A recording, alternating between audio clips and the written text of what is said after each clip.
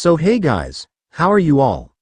Welcome to. So we are back with a brand new movie on what if Naruto puts Akeno in his place in DxD, but before we start, be sure to subscribe to our channel and like this video. Now let's begin the story. 5-year-old Naruto Uzumaki was running away from a crowd that was out for his blood. Why does it always happen to me? It's not like I've done anything to them, right? So why are they chasing after me? It was always like this. The villagers chased after him on the 10th day of October every single year. It seemed like they had more hatred on the October 10th compared to any other day. Well, of course it was the day that the Kyuubi was killed by the great Yondaime, but Naruto didn't see why it had anything to do with him. They should have been celebrating the defeat of the Kyuubi, not chase after a little kid like him. I mean, what the freak? Naruto sighed as he turned around at an alley and hid behind a trash can. He panted as he heard some villagers pass by without finding him. Thinking that he had escaped the mob of villagers that were after him, Naruto came out from behind the trash can and left sighing a breath of relief. Then his relief turned into panic as someone clamped a hand over his mouth, and the next thing he knew, he was gone into unconsciousness. When Naruto woke up, he was inside of a SS sewer. What the, did the villagers drop me into a sewer? Well, at least it doesn't seem like they hurt me in any way. Interesting. Contrary to what many people believed about Naruto Uzumaki, Naruto was actually quite the fast learner and was very logical and smart. However, he was never given a chance at learning anything properly, which led him to become the dumb child he was. He looked around and saw no exit. That was weird. Also, another thing was that the whole place was lit up in a comforting golden light that also showed malice. How Naruto saw malice was something that was creepy. But Naruto could feel it. So, I see my jailer finally decided to show me his presence. It took you a while though. It was boring in here. Well, I guess the couple beatings that you took at first was fun, then, well, it got boring. Naruto's sweat dropped. While he believed that he should have been scared at the deep voice that was inside of this sewer, but he couldn't help but sweat drop at the statement, even though he was basically laughing at his misfortune. Who are you? And why are you in this sewer? Can you help me leave? I don't see a door to leave anywhere. The deep voice sighed. Too many questions. One question at a time from now on. But to answer the ones that you have given, in order, figure it out, because someone put me here, and possibly. Well, that was, not helpful at all. Do you need more help then? Naruto fell back even though there was nothing that could have caused the fall. Why, you can read my mind? Yes. Now, to introduce myself. Then in the corner of his eyes, Naruto saw a light lighting up, and when Naruto looked, he was shocked and stunned. Well, there were multiple reasons. 1. He was shocked that he didn't see the giant cage that was there since, well, it was huge, and the other thing was the thing that was inside of the cage. Well, you seem better than the rest. At least you don't fall in fear or in awe or something. Honestly, it's hard to find decent humans these days. The voice, no, the fox said in a lazy voice. The thing behind the cage was a gigantic fox. When Naruto saw that the fox had 9 tails, his jaw dropped. Kyuubi. Yes, so what are you going to do now? What am I supposed to do? Naruto got closer to the cage that held the Kyuubi, and when he got really, really close, a claw came flying out and stopped right in front of Naruto's face. The fox looked surprised. All that the 5-year-old boy did when the claw was shot out of the cage was blink. Why do you not fall back in fear? Do you not fear for your life? Well, I guess that I've just gotten used to people trying to kill me.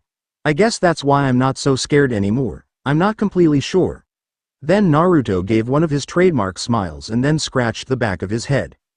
Kushina, Minato, you would be ashamed if you saw the world right now, Kyuubi thought as Naruto just stared at the floor, not daring to look up at the fox's eyes. What do you want to do with your life, kid? The Kyuubi sighed. What do you want to do with your life? What do you hope to accomplish in the world that you live in right now? Well, I want to be Hokage. Gigi's really nice and so strong, and I'll become the Hokage to have everyone acknowledge me, and I'll protect the village. Interesting. This is different from what he had said to Sarutobi. Why is it that you lied? Huh? What do you mean?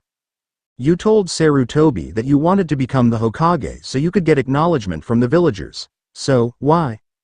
I don't know. Wait, what? Who's Sarutobi, and how do you know that I lied about that? The Kyuubi sighed as he thought over everything that he had just learned about Naruto just now. Where do you think that we are right now? I thought that we talked about that. Aren't we in the sewers? But, wait, then why are you here and how are you here? And, Naruto wanted to continue on, but after reminding himself that Kyuubi asked for one question at a time, he stopped before he crossed the line of too many questions in one rambling. I'm glad that you stopped. Well, I guess in a sense we can say that we're inside of your head. What? Naruto thought. There was no way that gigantic place was inside of his head. Then, his head would have been like the size of this room, and people had said that he had a big head before, but he was sure that his head wasn't that big. What are you talking about? There's no way that this room could fit inside of my head. Kyuubi mentally slapped himself in the head. No matter how smart a child was a child. Do you want, or rather, do you need me to explain the concept of everything? I'll try to tell you everything that I know from the beginning to the end, or, about the room that is. Yes, I'll listen to whatever you have to tell me. Well, 10 you better listen up since I'm only going to tell you this once. Saying everything over again would be way too much trouble on my part. Fine. Just go on. Naruto said impatiently while getting a small tick mark on his head for the laziness of the fox. This whole entire place is called your mindscape. This is basically the plane inside of your mind where everything exists. Your memories that you can remember, and some things that you don't remember. But I wouldn't go messing with those if I were you. They can damage your brain if dealt with the wrong way. Are you following so far? Naruto nodded his head in confirmation. This place is a representation of what your mind is like. This is the place that also imprisons me, the great Kyuubi no Kitsune. Naruto's sweat dropped at the title the Kyuubi had given him, or herself. This place exists in every person's they can reach it depends on their chakra and its nature. However all Jinchuriki can enter their mindscape. I'll explain later. Kyuubi said seeing the confused look on Naruto's face. It is basically the status of your mind. You can meditate to pull yourself in here in the future if you want to entertain a lonely fox. Naruto just stared thinking over some things. Then he nodded and gestured to Kyuubi to continue even though Kyuubi was musing listening to what Naruto was thinking. That basically explains the whole concept of the mindscape. Do you have anything else you wish to know before you have to leave? I see that you are starting to wake up in the real world. Naruto panicked as he actually did have a lot of things that he wanted to ask the Kyuubi. Wait, I can see you again, right? I have so many questions to ask. Just come back to the mindscape and you will be able to see me again. Then Naruto disappeared from the mindscape and before he left, he heard. Do not tell anyone about me. Naruto nodded then he completely disappeared from the mindscape. When Naruto had left, the Kyuubi laughed inside of the mindscape. You had quite the child Minato, Kushina. You would be proud. When Naruto woke up again, all he saw was white, and more white. Naruto suddenly realized where he was. He quickly got out of the bed, and prepared to jump out of the window when something, or rather, someone's hand grabbed his arm roughly and pushed him back onto the bed that he was previously on. No you don't Naruto, a very, very familiar voice said. Naruto groaned. Gigi, why am I in the hospital again? You don't remember anything? Remember what? Sarutobi sighed in relief. Naruto's condition was anything but fine yesterday when he had finally tracked the young boy down. It was a good thing that Naruto didn't remember what had happened to him. It was nothing serious. You must have bumped your head hard, but I wasn't completely sure how severe the injury was, so I brought you here so the doctor could look over you to see if there was any damage done to your body. Oh, I see. Naruto said getting angry mentally after detecting that the Hokage had lied. Then Naruto smiled on the outside. Well, so am I free to go then? I feel great. Yes, you are free to go. Say, you want to get some ramen Naruto? Oh wow. That would be great. Sarutobi huckled as Naruto bolted out of the room. Sarutobi followed him mentally sighing in relief that Naruto hadn't turned around and saw what was in the corner of the room.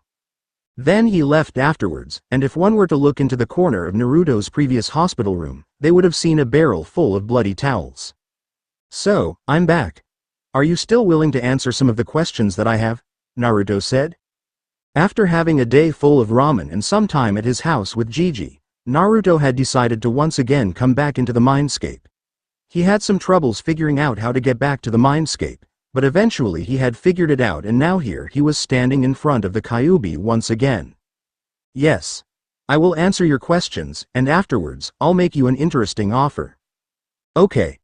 Well, first, why are you trapped inside of my mindscape? I heard that you were killed by the Yondaime Hokage. You can't kill a Biju. They spread those rumors to protect you. The Yondaime sealed me inside of you the day you were born, which happened to be when I attacked Konoha. Interesting. You do not feel any resentment towards the Yondaime for making this decision of sealing me inside of you? It has already happened. The past will not change because I cry and stay angry at the Yondaime. Well, anyways, I was wondering if you were the only Biju. You keep on saying Biju. Biju as if there were more. So, could you explain? Yes.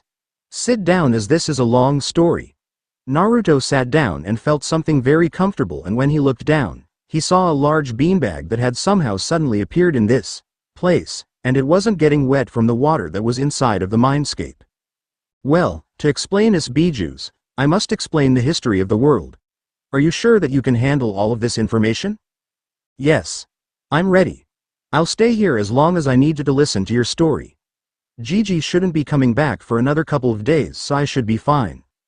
Oh, and by the way, the time outside of your mindscape is not affected by the time inside here. So hours and pass inside of here, but it would only be minutes in the outside world. That's cool. Now please, go on with the story. Long ago, before the founding of the hidden villages, during an era of endless wars between mankind, the Shinju existed as a tree that was revered as a deity which bore a fruit once every 1,000 years. Although it was forbidden to consume the Shinju's fruit, it was eaten by Princess Kaguya Otsutsuki, who used the power it granted her to end the wars plaguing the lands. Sometime after this, Kaguya gave birth to a son who became the first human born with chakra. Outraged by the theft of its power, the Shinju assumed its tailed beast form of what many christen as the 10 Tails, or Jubi. Are you following so far? Yes. The 10 Tails rampaged throughout the lands until Hagoromo managed to single-handedly defeat the beast and sealed it within himself. This act, along with many other great deeds throughout his lifetime, resulted in Hagoromo becoming revered as the Sage of the Six Paths. However, knowing that his death would unleash the 10 Tails back into the world to continue its rampage and reclaim the chakra that humanity now possesses, Hagoromo separated the monster's chakra from its body before using Chibaku Tensai to seal the husk in what would become the moon. From there, the sage used his creation of all things ability to divide the chakra into the 9-tailed beasts. And that's the end of the story. So basically this Hagoromo guy saved the world, put the Jubi in himself, then before he died, he created you guys so the Jubi wouldn't go rampaging in this world once again? I guess in a short version that would be it. So there are 9 of you, huh? Yes, but I am the strongest as I have 9 tails. But beware. If any other Jinchuriki had control of one of our powers, that person could be devastating in a battle. What's a Jinchuriki? The term used to describe someone that holds a Biju. Okay. I get it now. So, I think I know mostly. Wait, never mind. I want to know if you know who my parents are. That is something that I cannot tell you, however. Kyuubi continued, seeing Naruto's crestfallen face. If you accept my offer, you may get to hear who they are before anyone else could tell you who they are. Does anyone else know? That fool Sarutobi knows, but he has yet to tell you. Now that was something that Naruto wouldn't have had expected. Well, never mind that. It always seemed that Hokage Gigi lied to him to keep him safe. So what was one more lie, even though it would have been better if Hokage Gigi would have said that he would tell him later rather than telling him that he didn't know who it was. What is your offer to me? I will help you train in the shinobi arts, and help you awaken your bloodline, but in return, you will get stronger and kill the man that forced me to attack the village. Who is that? Madara, Uchiha. Interesting. Having me kill one of the most strongest people in history. Fine. I accept your terms and I shall try my hardest to kill this man Madara Uchiha. Then you have a deal, kid. Although I would have helped you anyways, kid, I need to keep some of my secrets as well. Kyuubi thought as he saw Naruto smile in glee at the prospect of getting training that he was never offered before. We will start slowly, but eventually, I will make you into one of the strongest people in this world. No, maybe even the universe. I like the sound of that.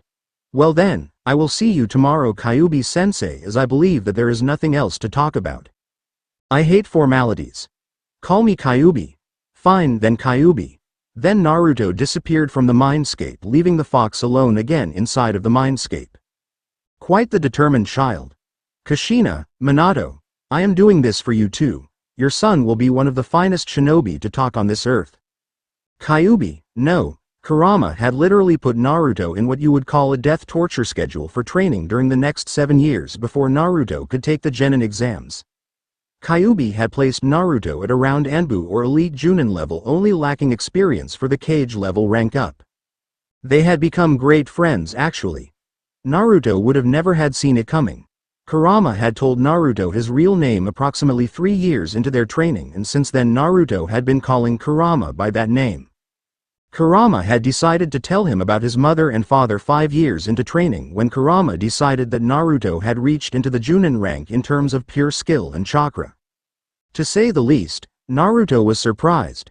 While he was only slightly angry at his parents for sealing Kurama into him, his anger subsided when he heard of what kinds of people his parents were and that they would have only done what they had done only in a situation where they had absolutely nothing else that they could do. Naruto's relationship with Kurama had become even stronger after Kurama had told him that Naruto's mother and father asked Kurama to take care of him during their deaths. Naruto had learned many things about Kurama during the many years that they spent together training.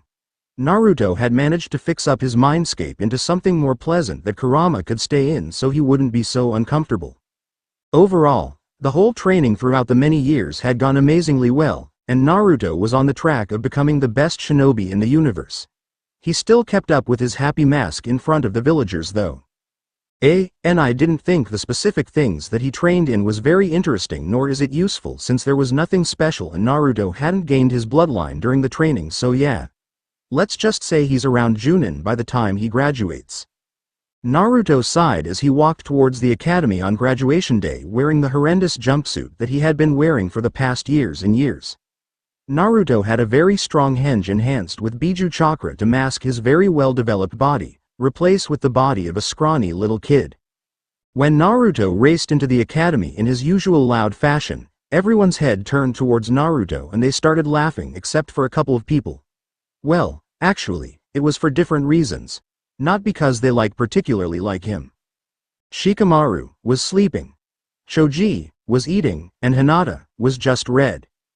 Naruto sighed while doing this, but, shut up, I'm going to be the next Hokage, so don't disrespect me. Yep.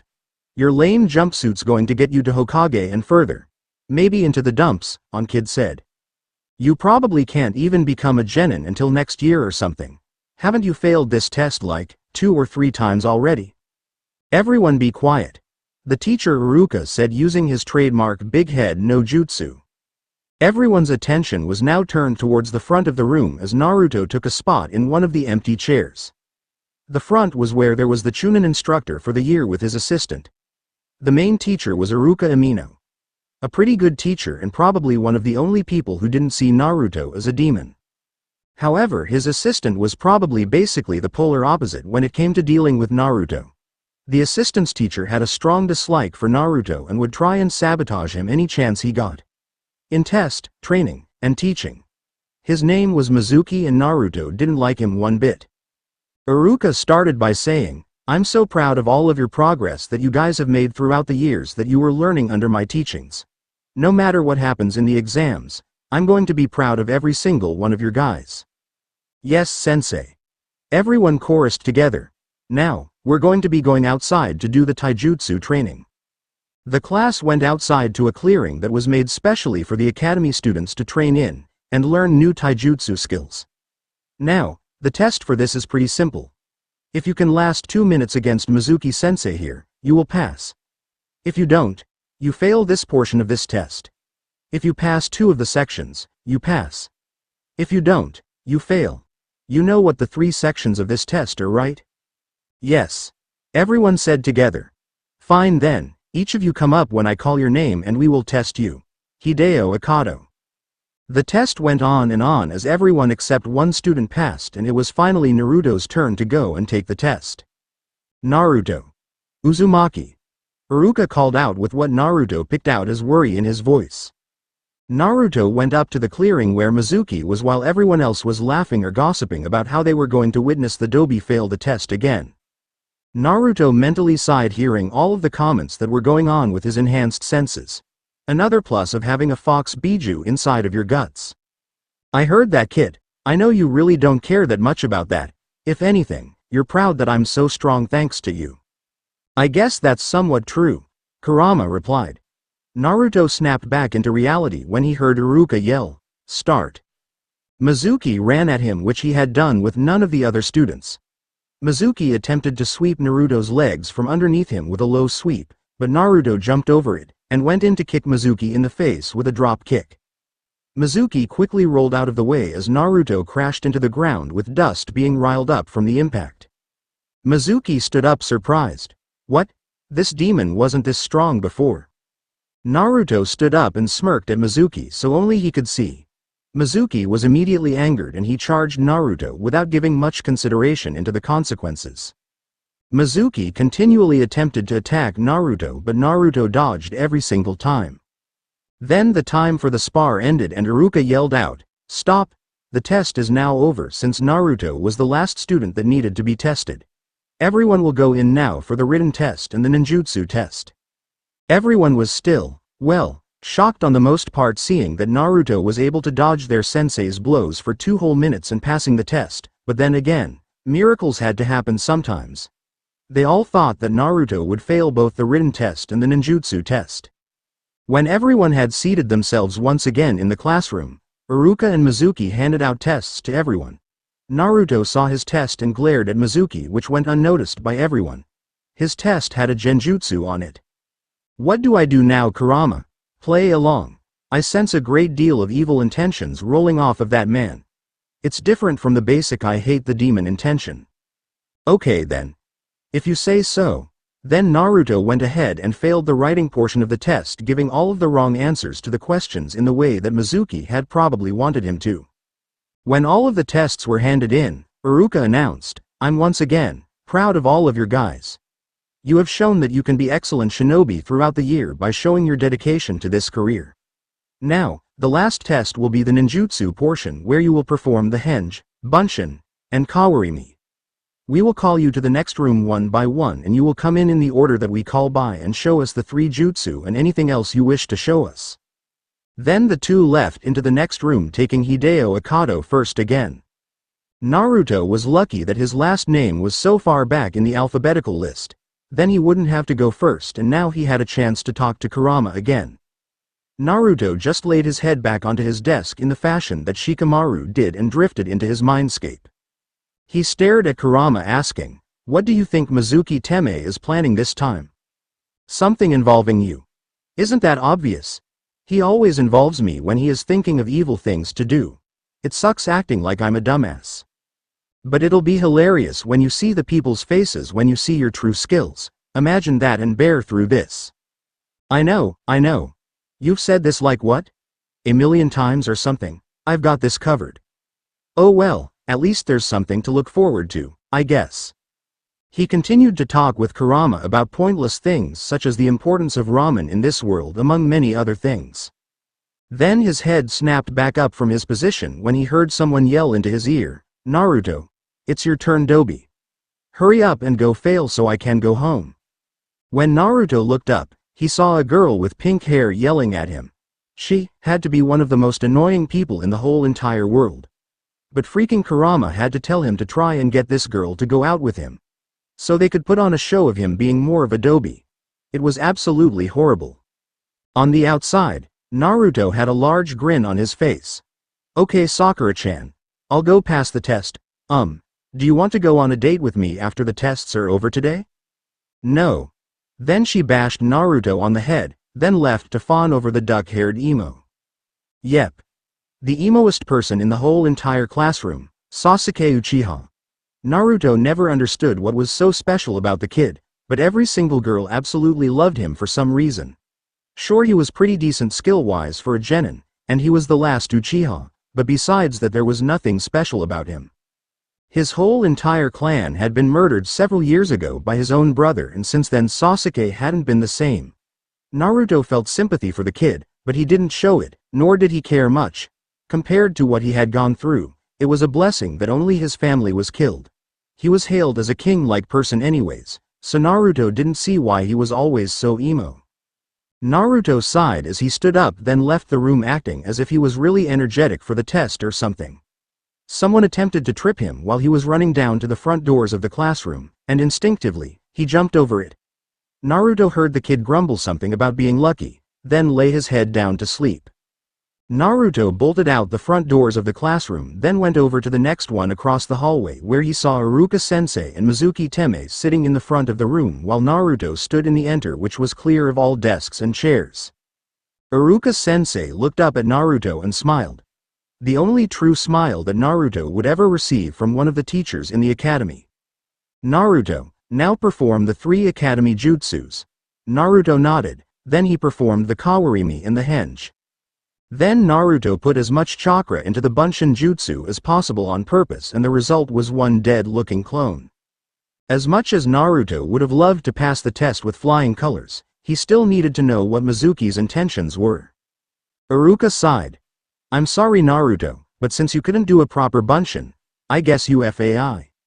Now Iruka, he did manage to produce a clone even though it looks a little dead, Mizuki said, making Naruto's eyes slightly narrow.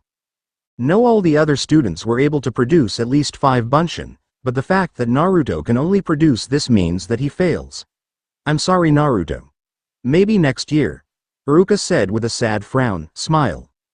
Naruto acted as if he was downtrodden, and then left the school, not wanting to see any of the other children, as they would surely make fun of him for failing once again. But in all honesty, Naruto only got out because he wanted to. School was too boring for Naruto anyways. If it weren't for Kurama, Naruto would have already been applying to become Chunin, or maybe Junin if they would accept him. Why not? They had accepted Kakashi as a Junin when he was 13 years old, so why not him who was 12? But stupid Kurama. I'm hearing everything. Shut up and stop mumbling about how everything in your life is a pain in the ass.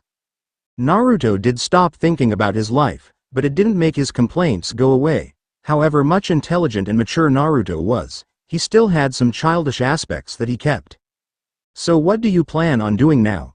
I can feel Mizuki coming close. I'll deal with him. I can handle this one, probably. And right on cue, Mizuki came flying from one of the roofs and caught Naruto in the shoulders. Wait Naruto, let me talk to you. Naruto calmly replied, yes, what do you need Mizuki-sensei? Mizuki was surprised at Naruto's dark, yet calm tone and flinched slightly, but shrugged it off, thinking that it was because Naruto had failed that he was acting in this manner. Why don't we go talk somewhere where we can't be heard? I want to tell you a secret that will get you to pass the exam and make you become a genin.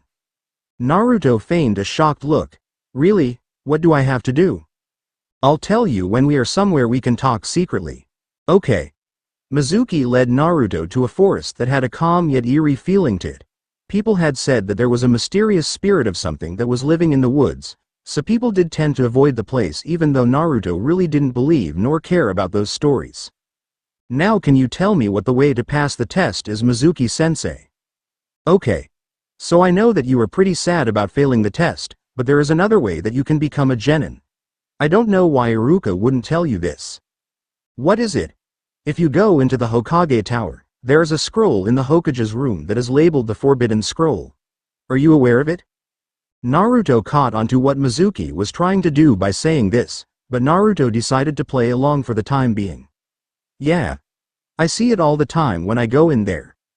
Hokage Gigi always just told me that it was a scroll that had a couple of old village documents. Mizuki smiled sinisterly.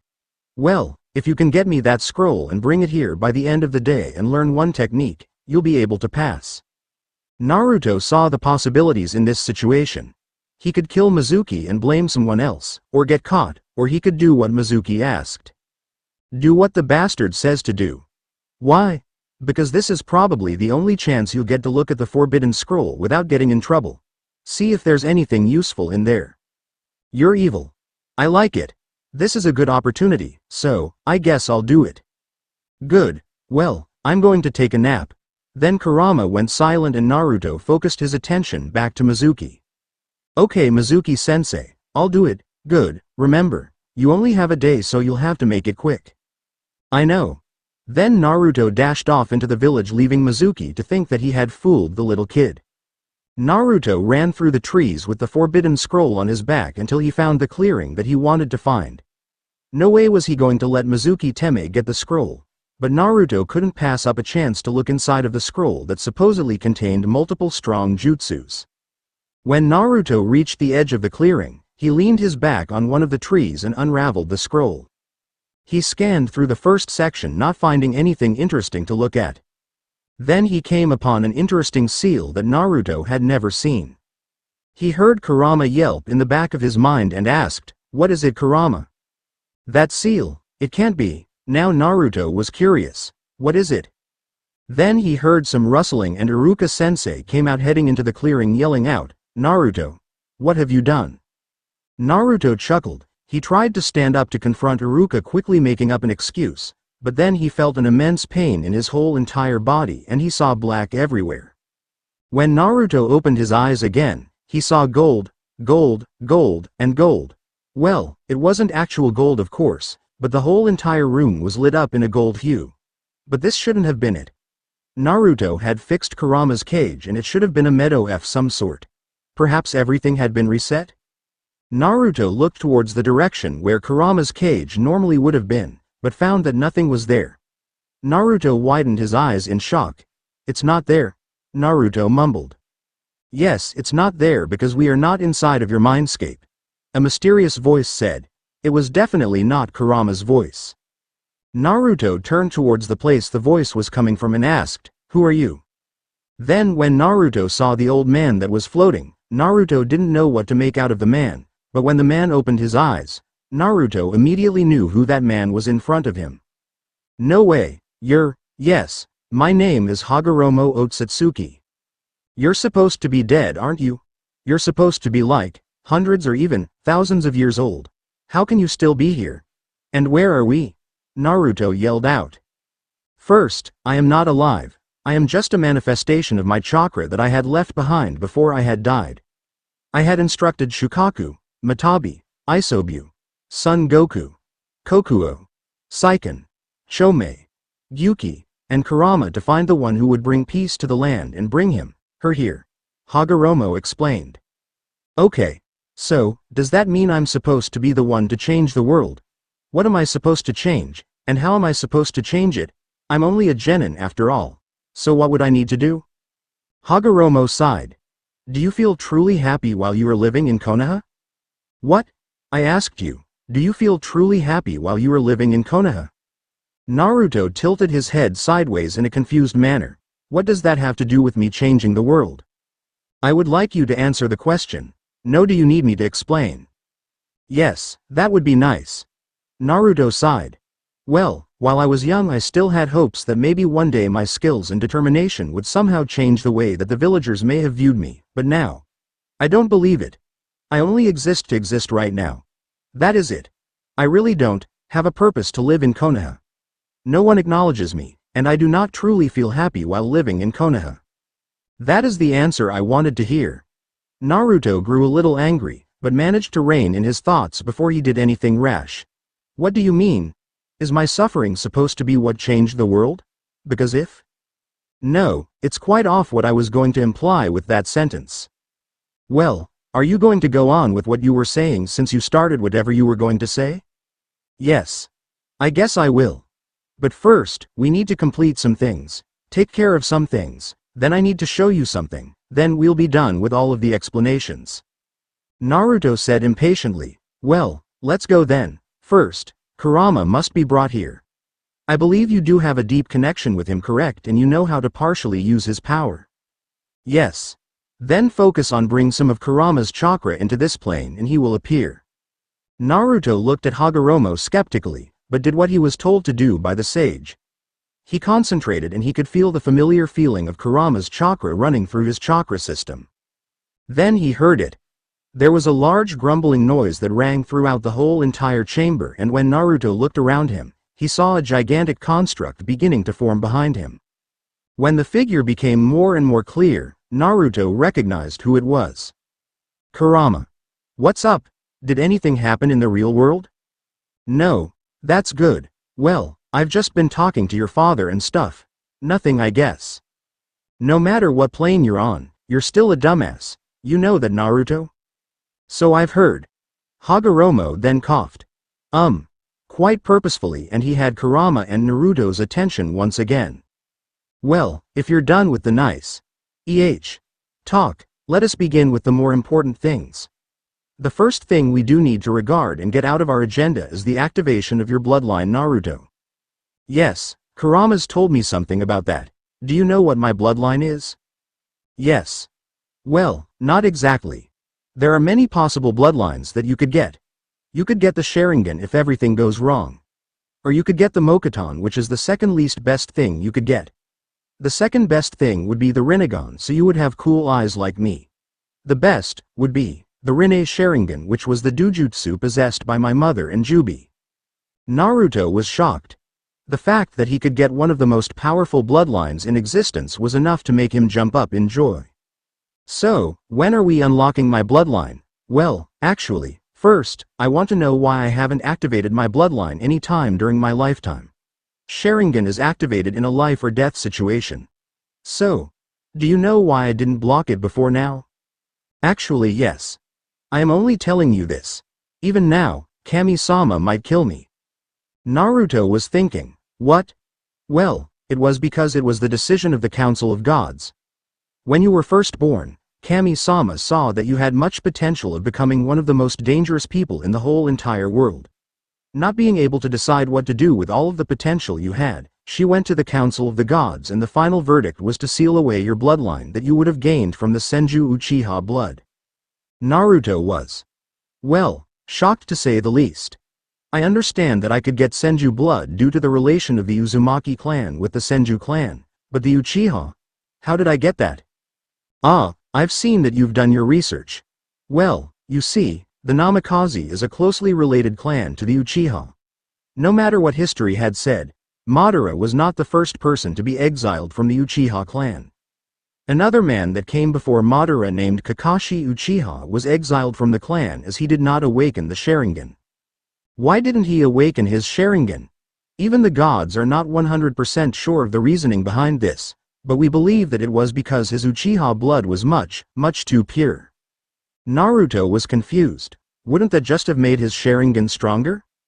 Hagoromo shook his head.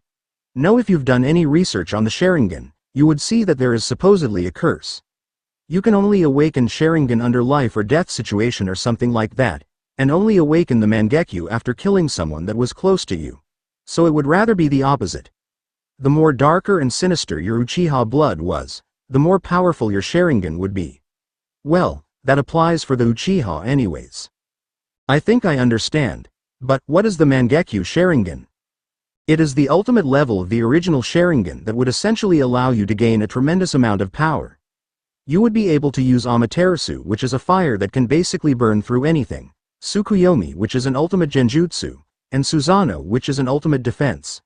Of course, there were individually special Mangekyo techniques, but those are the most common ones. Hagoromo explained. I see, so, well, what do we have to do to unlock my own bloodline? Oh, it's rather quite simple. A hand sign and lots of pain. Naruto's sweat dropped. If he can say that with the calm look that he has on right now, he is not mentally okay. But Naruto tried not to show his thoughts. After all, the guy was right in front of him. Okay then, I'm ready. Prepare for pain. Then Hagoromo formed a weird hand sign that Naruto did not recognize. Ten no Keto Shiru. Ririsu, Heavenly Bloodline Seal. Release. Then a gigantic world of pain came upon Naruto as his eyes felt like it was literally going to pop out of its sockets. Naruto fell onto the ground writhing in pain while he heard Hagoromo chuckling. Now Naruto was sure that that guy was not sane. Then the pain distracted Naruto once again. The pain, however, only lasted for about 3 minutes before it subsided. When the pain was gone, Naruto stumbled as he stood up. Then when he slowly opened his eyes to look at the sage, who was now once again calm, the sage sighed in what Naruto detected as relief. Naruto asked, "Well?" Then a mirror materialized out of nowhere and Naruto saw his own reflection. There was a perfect Rinne Sharingan staring back at him with 3 tomo in each eye. Wow. So I got the Rinne Sharingan, huh? It would seem so. You have gotten the purest bloodline that I could think of, or unless you would rather consider it one of the most foulest, but I do not believe so. Hagoromo replied with a slight smile on his face. Well, that's great, but, well, I hastily don't know what I can do with these eyes, Naruto said. Well, I have a couple of things that I would like to offer you, then perhaps that would give you more of an idea of what you could do with the powers that you now have. If you decide to accept my offer, I will train you in using your bloodline. Great. What is your offer? Allow me to show you something, Hagoromo said before he waved the staff that he had. Then on one of the walls, a gigantic tree appeared where there were numerous green ones while there were 5 red ones.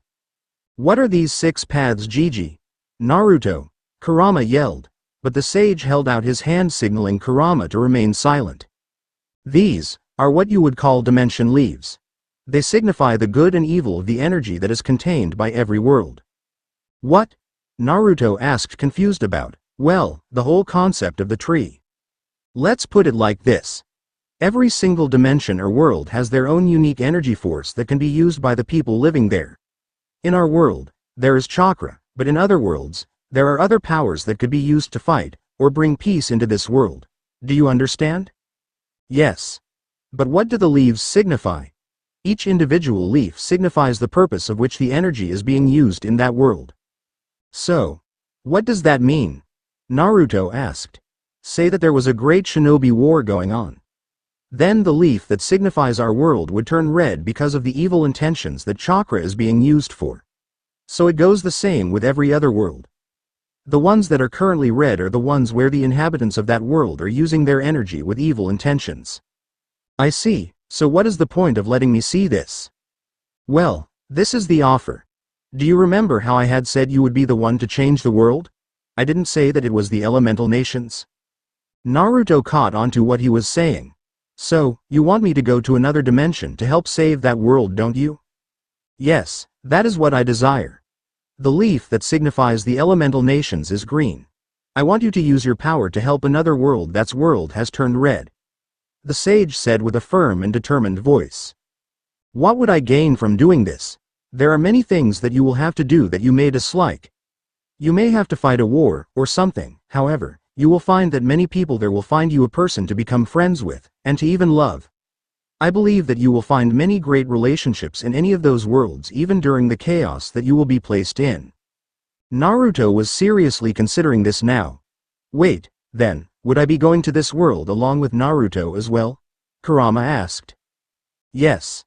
The connection that binds you with Naruto is much greater than the force that binds you to this current world. I suppose you only have your father to thank for this, Naruto, Hagoromo replied. I suppose I do. Well, so what do you say about this offer, Naruto? Hagoromo asked. I will take it. So do I leave now? No, Naruto looked at Hagoromo questioningly. What am I supposed to do then? Just go back to Konoha and wait till you want me to go? No, I want you to stay in this mindscape for 4 years and I'll train you. Naruto stood with his mouth agape. So, you, the sage of 6 paths, is offering to train me? Well, if I heard right, that is. Yes. You heard right. I am willing to train you for 4 years and then you will be sent to this new world. Well, it may be 3 depending on how fast you can learn and how fast your Rinne Sharingan matures. Naruto jumped in joy mentally. Yay. So, what'll we do back in Konoha? Nothing. But, won't they try to come and find me once they realize that I'm gone? Hagoromo thought. No, what we'll do is erase your physical body from Konoha and bring it into this dimensional plane. That way we can work on your taijutsu and build your physical body as well. So what'll Konoha do once they realize that I've gone? Oh, I'm sure that they'll rampage around trying to find their Jinchuriki, but it won't matter to you, would it? Naruto thought about the people that cared about him. Do I get to say goodbye at all? I'll give you a letter. But that's it. Do not tell them anything specific. Make sure that you only tell them that you'll be going somewhere where you'll be happy. Okay. Hagoromo sighed. Write your letters now, deliver them discreetly, then I'll pull you back here and we can get started with our training. Got it. Naruto, Kurama, and Hagoromo all had one thing in mind. It was going to be an interesting 3 or 4 years ahead of them. Naruto stood in front of Hagoromo with a cheerful smile while Hagoromo looked at Naruto with a small smile breaking out on his face. I never expected that you'd be at this level in 3 years, Naruto. Quite impressive. Naruto scratched the back of his head in embarrassment. Well, it's because I had a great teacher. That's all. Hagoromo smiled. It had been 3 years ago that Naruto had sent his letters saying that he would be in a happier place. Now, that happier place was where Naruto would be going to now. Although he still had things to do in the happier place. 3 years Naruto had trained and trained. His Rinne Sharingan had matured to 6 tomo in each eye, and his ninjutsu arsenal was endless along with his chakra storage. Mixed with the chakra that he had from Kurama, one could say that his power was limitless, literally. Hagoromo said, in 3 years you went from average Junin to surpassing the creator of Ninshu.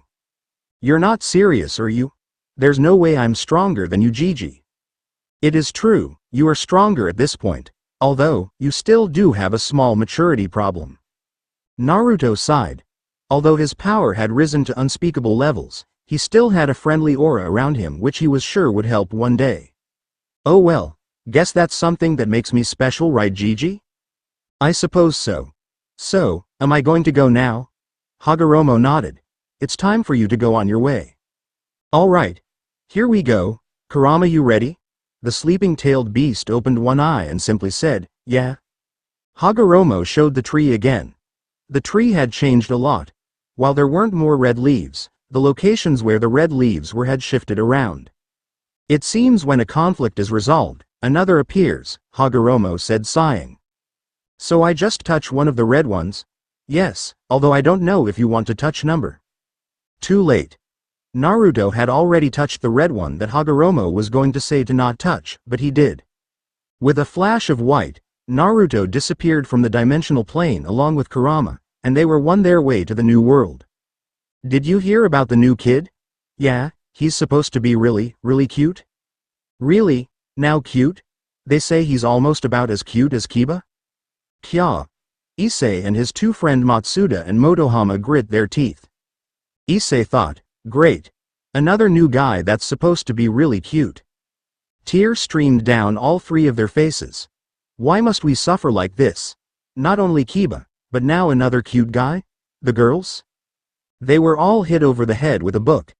The teacher came in and facepalmed as she saw the group named the Perverted Trio. As a teacher, it was disappointing and quite frightening to see 3 of her students become, well, not become. They are perverts. Standing in front of the class, and I don't think they tell us the gender of the teacher, so let's just go with she. Announced. Settle down, I'm sure you have already heard, but we have a new student in class today. The door at the front of the class slid open and a kid that was around 6 feet tall stepped in. All the girls started whispering to their neighbors and all the guys started fuming. I guess except for the ones that were pretty good looking themselves. The new guy had sun-kissed blonde hair, and he was ripped. Literally. The new kid's muscles were very well developed and you couldn't really see them, but you could make out the outline of every single muscle that was visible to the naked eye. The new student stood at the front of the school and introduced himself. Hello. I'm new to this school, so please help me out. My name's Naruto Uzumaki. Naruto's sweat dropped. It had been 4 months since he had arrived into this new world. He was lucky enough that they used the same language, although slightly different, so he wouldn't have to learn any other languages. I didn't take him long to get used to the new world. Although it was very different from the elemental nations, it was easy for him to read up on the new world, including, well, everything with his cage bunchins.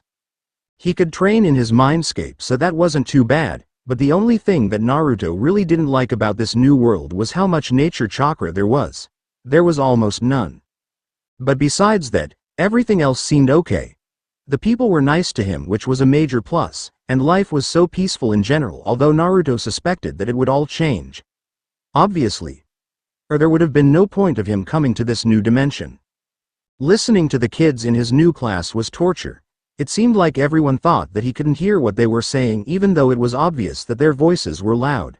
Very loud. Wow, he's so cute. Do you think he'll go out with me? Kya. Damn him, he's going to take all the girls away. Why is it always us that must suffer? Naruto's sweat dropped. From the sounds of it, the only person that was going to suffer was him. The only reason that the other boys would suffer is because he would beat the living crap out of them if he caught them being perverts. But he just smiled. Then when the teacher pointed him to a desk, he just went to that spot and sat down. They went around him and introduced themselves. Apparently the person that was sitting to his left was named Matsudo, and one in front of him was named Motohama, and the one to his right was named Issei. Naruto was interested. Before he came in, he had spread his energy lightly around the room, and found one interesting signature that showed up on his radar. It was another kid who he quickly learned was named Kiba. His energy was foul in a way, but at the same time it was very, very potential and pure. Interesting. So it seemed that there were other people within this school that had some sort of power. Finally, he was getting bored talking all day and night with powerless people. Then the day went on like a normal school day until lunch. During lunch he found Issei, Motohama, and Matsuda sitting outside of the girls' bathing building and was staring into some kind of hole in the wall. Naruto sighed. In any dimension, there were always perverts. Now, what to do? He couldn't let this crime go unpunished. Naruto grinned sadistically. Then he yelled, "Why are you free looking in the girls' bathing room?" Then he just fled before anyone could see him. After he got away, all he heard were the sounds of 3 boys getting beat up by a horde of girls. Naruto followed the 3 perverts as they fled to an old building that he recognized as the old schoolhouse. Yeah, it was really easy to know stuff when there were girls going around you 24/7. Well, not quite. But at least for the first half of the school day. They followed around trying to teach him stuff, and now he's like, knew everything about the school. Literally, it was actually scary. He heard them talking, and his eyebrow twitched in irritation. Thanks you guys. Why'd you leave me there alone? Never mind that. Did you get to see some breasts? No, I didn't get to see any. You guys just left me there behind. I couldn't even get a glimpse. If I did, it would have been less cruel. Then Issei looked up to the window of the old schoolhouse building. Naruto looked up to where he was looking and saw a red-haired girl at one of the windows in the 2nd floor. I sensed someone inside earlier, but didn't think much of it. Now, I'm glad I sensed her. Naruto whistled silently. The girl at the window was a real beauty. Red hair, blue-green eyes, and everything about her was perfect. Naruto laughed silently on the inside. She could even be an Uzumaki with that dark shade of red hair. Naruto looked into the energy one more time, and found it somewhat similar to the one that he had felt within Kiba. Interesting, Naruto muttered, then he left after the girl had moved away from the window. The rest of the day went on with nothing special really happening. Naruto got all of the girls of the Kendo Club to smile when he asked, "Did you have fun beating up the pervs?" All the girls responded with a smile and a dreamy yes. A bunch of girls started to trail him after school and asked if Naruto wanted to hang out with them. Naruto just politely declined, saying that there were things that he had to take care of. Kiba. That's what he needed to take care of. He found Kiba with another group of girls that were asking if he wanted to go out to do something after school. Just like Naruto had. Kiba declined politely with a smile but thanked them for the offer. When the girls had disappeared, Naruto went up to Kiba and asked, "Hey, what are you doing after school today?" "Oh, hey Naruto. Well, I have a meeting for the Occult Research Club, so I do have to go. Thank you for the offer though." "I wasn't offering anything," Naruto said questioningly with a sweat drop. Kiba laughed nervously. "Sorry, I just get used to adding that at the end of my sentences when someone asks me something. Sorry about that." Naruto replied, That's understandable, with all the attention that you're getting from the female population. Could say the same for you. The two just stood there for a while before breaking out into laughter. Well, it was nice talking to you, Naruto. I'll be going to the Occult Research Club meeting now. I don't want to be late. Okay. Oh, by the way, Kiba? Kiba turned around. Yeah? It'd be cool if I could join the Occult Research Club. It sounds fun. Kiba halted for a moment in his tracks. Why would you want to join the Occult Research Club? I just hope there's more people like you. Kiba, hoping that he was just referring to cool, just nodded and said, yeah. That would be cool. See you, Naruto. Naruto just waved back, but then in the back of his mind, he said, there's something up about that club. Isn't there, Kurama? Yes, there is. That child's energy is not normal. Also, there's a barrier that is set around that old building that you see Kiba walking towards. Hopefully we'll be able to check it out someday.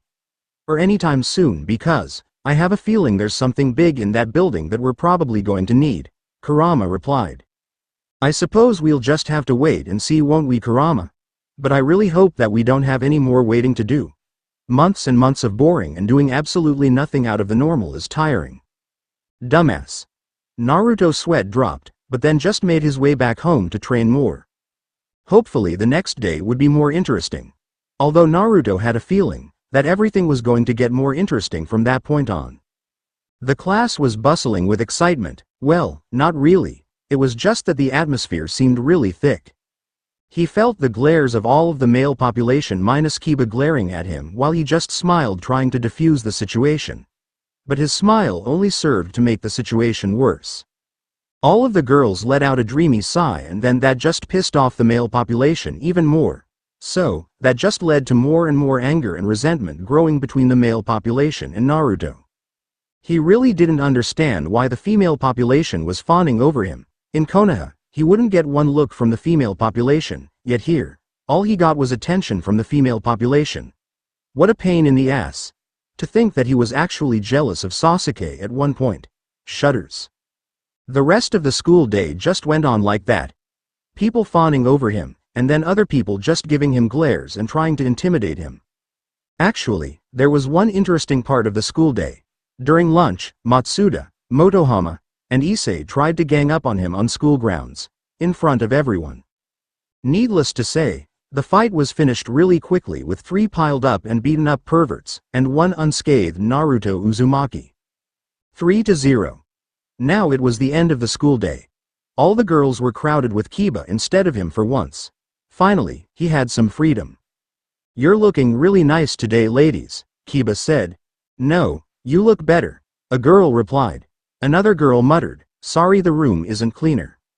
No, it's fine. Naruto saw Issei grit his teeth and just laughed on the inside. But then the laughter subsided when he heard Kiba say, Issei-kun. Naruto was wondering what the blonde little pretty boy was doing now. I need you to come with me. Naruto perked his ears up and paid attention to the conversation. But unfortunately, there was none. He just heard the girls yell. No, Kiba-kun, don't do it. You'll catch, pervert. You'll lose all your friends. Issei replied irritatedly. Everyone just simmer down. I promise I won't drain his pimp juice. Then the two left, and the girls started to swarm around Naruto, but he stood up and politely told the girls that he had to leave, then left to follow the two. Leaving the main school building, he found the two walking towards the old schoolhouse. He caught up and asked, Yo. What's up, Kiba? And, Issei-san, I guess. The two whirled around and Issei yelled, What do you mean, I guess, huh? Ignoring Issei, Naruto asked, So, you going to another Occult Research Club meeting, Kiba? With this, perv? Yeah, President told me to bring this pervert. She asked me to do so urgently, so I must leave. See you, Naruto, Kiba replied. Then they made a move to leave Naruto, but Naruto quickly asked, Hey, I asked about the Occult Research Club yesterday. Do you think I could tag along? Just to see what it's about. Maybe I'll join the club if you guys let me. Kiba sighed. Sorry, Naruto. As much as I would let you join, you need special requirements to join, so. You mean you need people like you, don't you? Kiba froze. Precisely. Fine, come along, Naruto. Issei protested, Really? You're letting this douche. Shut up. Kiba said coldly, and Issei retreated. Whoa, he had never seen Kiba this cold before. Then the three just continued walking to the old schoolhouse building without a word passing between the three of them. Entering the schoolhouse building, they went upstairs and through double doors and went to what seemed like a gigantic lounge. There were candles, and the place had a really dark feeling to it. Fits the name Occult Research Club. There was only one single person occupying the room. They were sitting on the couch munching on a bar of chocolate. I know her. Issei muttered, and Kiba said, Oh, do you? Kaneko-chan here is one of the members of the Orc. Hey Kaneko-chan, Issei-kun here says that he might know you. Munch. The girl named Kaneko didn't reply. Meanwhile, going through Issei's mind was, man, way to go Kiba. Who doesn't know her? Her body is like. Then Naruto just smacked Issei across the head, making him fall to the ground. Kiba asked, what was that for? Naruto merely replied, no perverted thoughts Issei. Sweat dropping, Kiba just sighed and then leaned against the doors that they had come through. That was when Naruto and Issei first heard it, running water. They looked for the source of running water, and found a shower connected right to the room. Issei looked like he was going to blow from excitement, and it took Naruto stomping him face onto the floor for him to lose that look. It was most likely because he went unconscious, but, oh well. Hopefully the president didn't care. Then another person stepped into the room, and then, she said, President, your clothes are ready for you when you're done. Thank you, came the reply from inside the shower. Then the newcomer turned her head to Naruto and Kiba, and her face lightened up. The newcomer was another beauty that could compare to the red-haired one that was currently in the shower. Naruto smiled.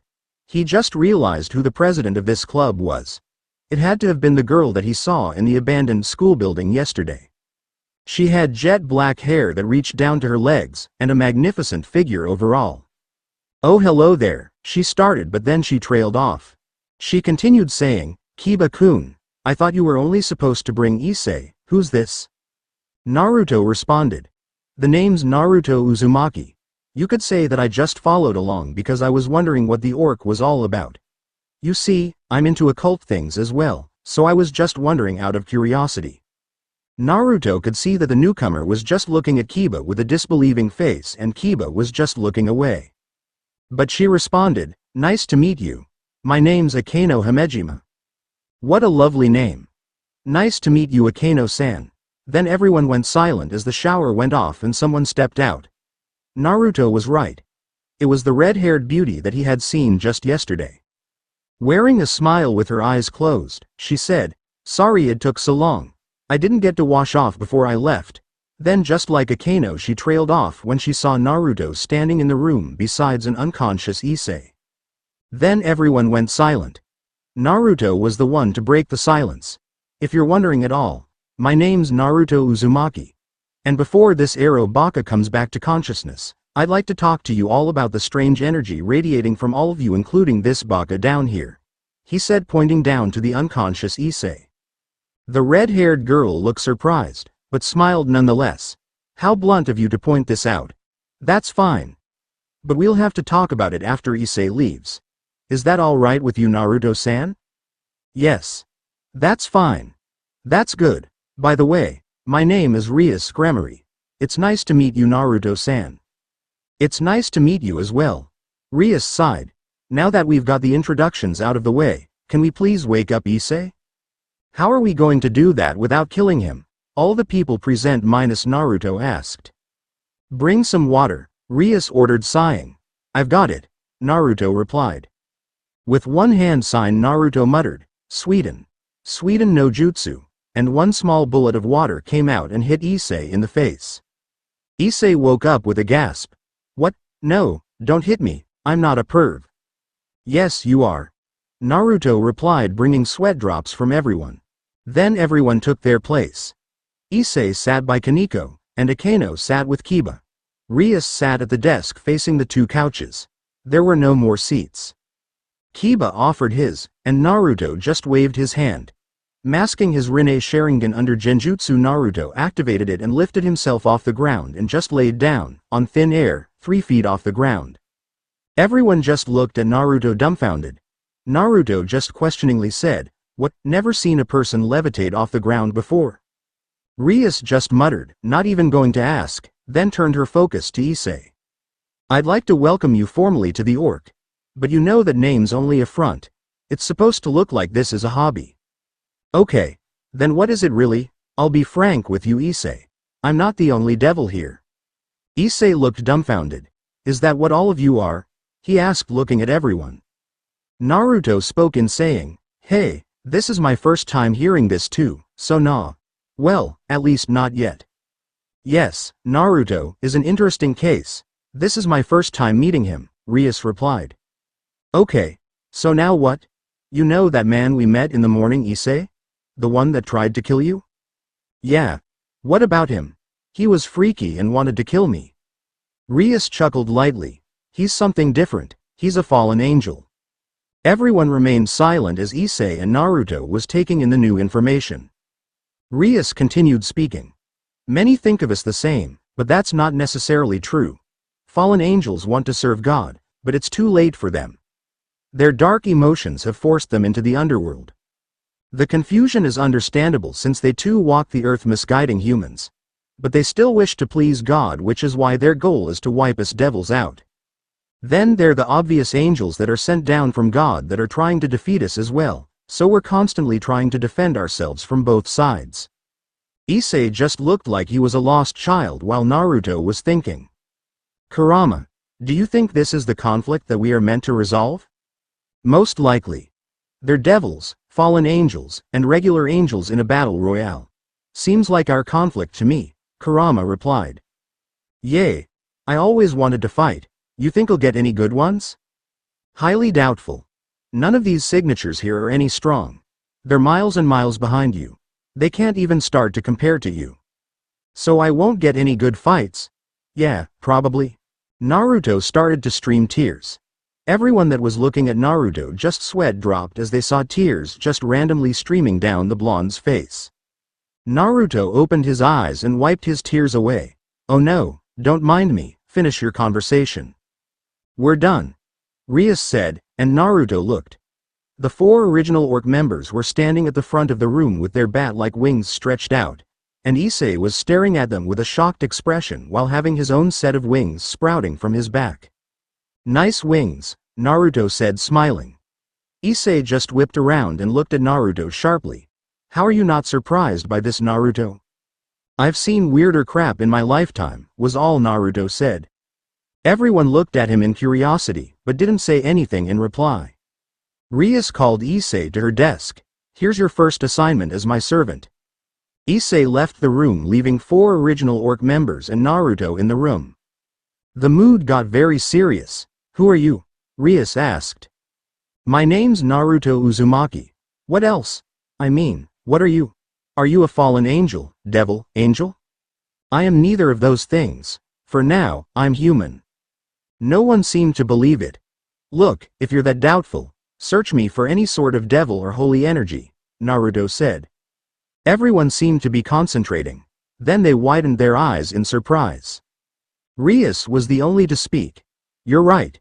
You don't have any holy or devil energy within you. But you do have this different energy source. And it's massive, almost as much as a high-class devil." Naruto scoffed on the inside. "You're right, Kurama.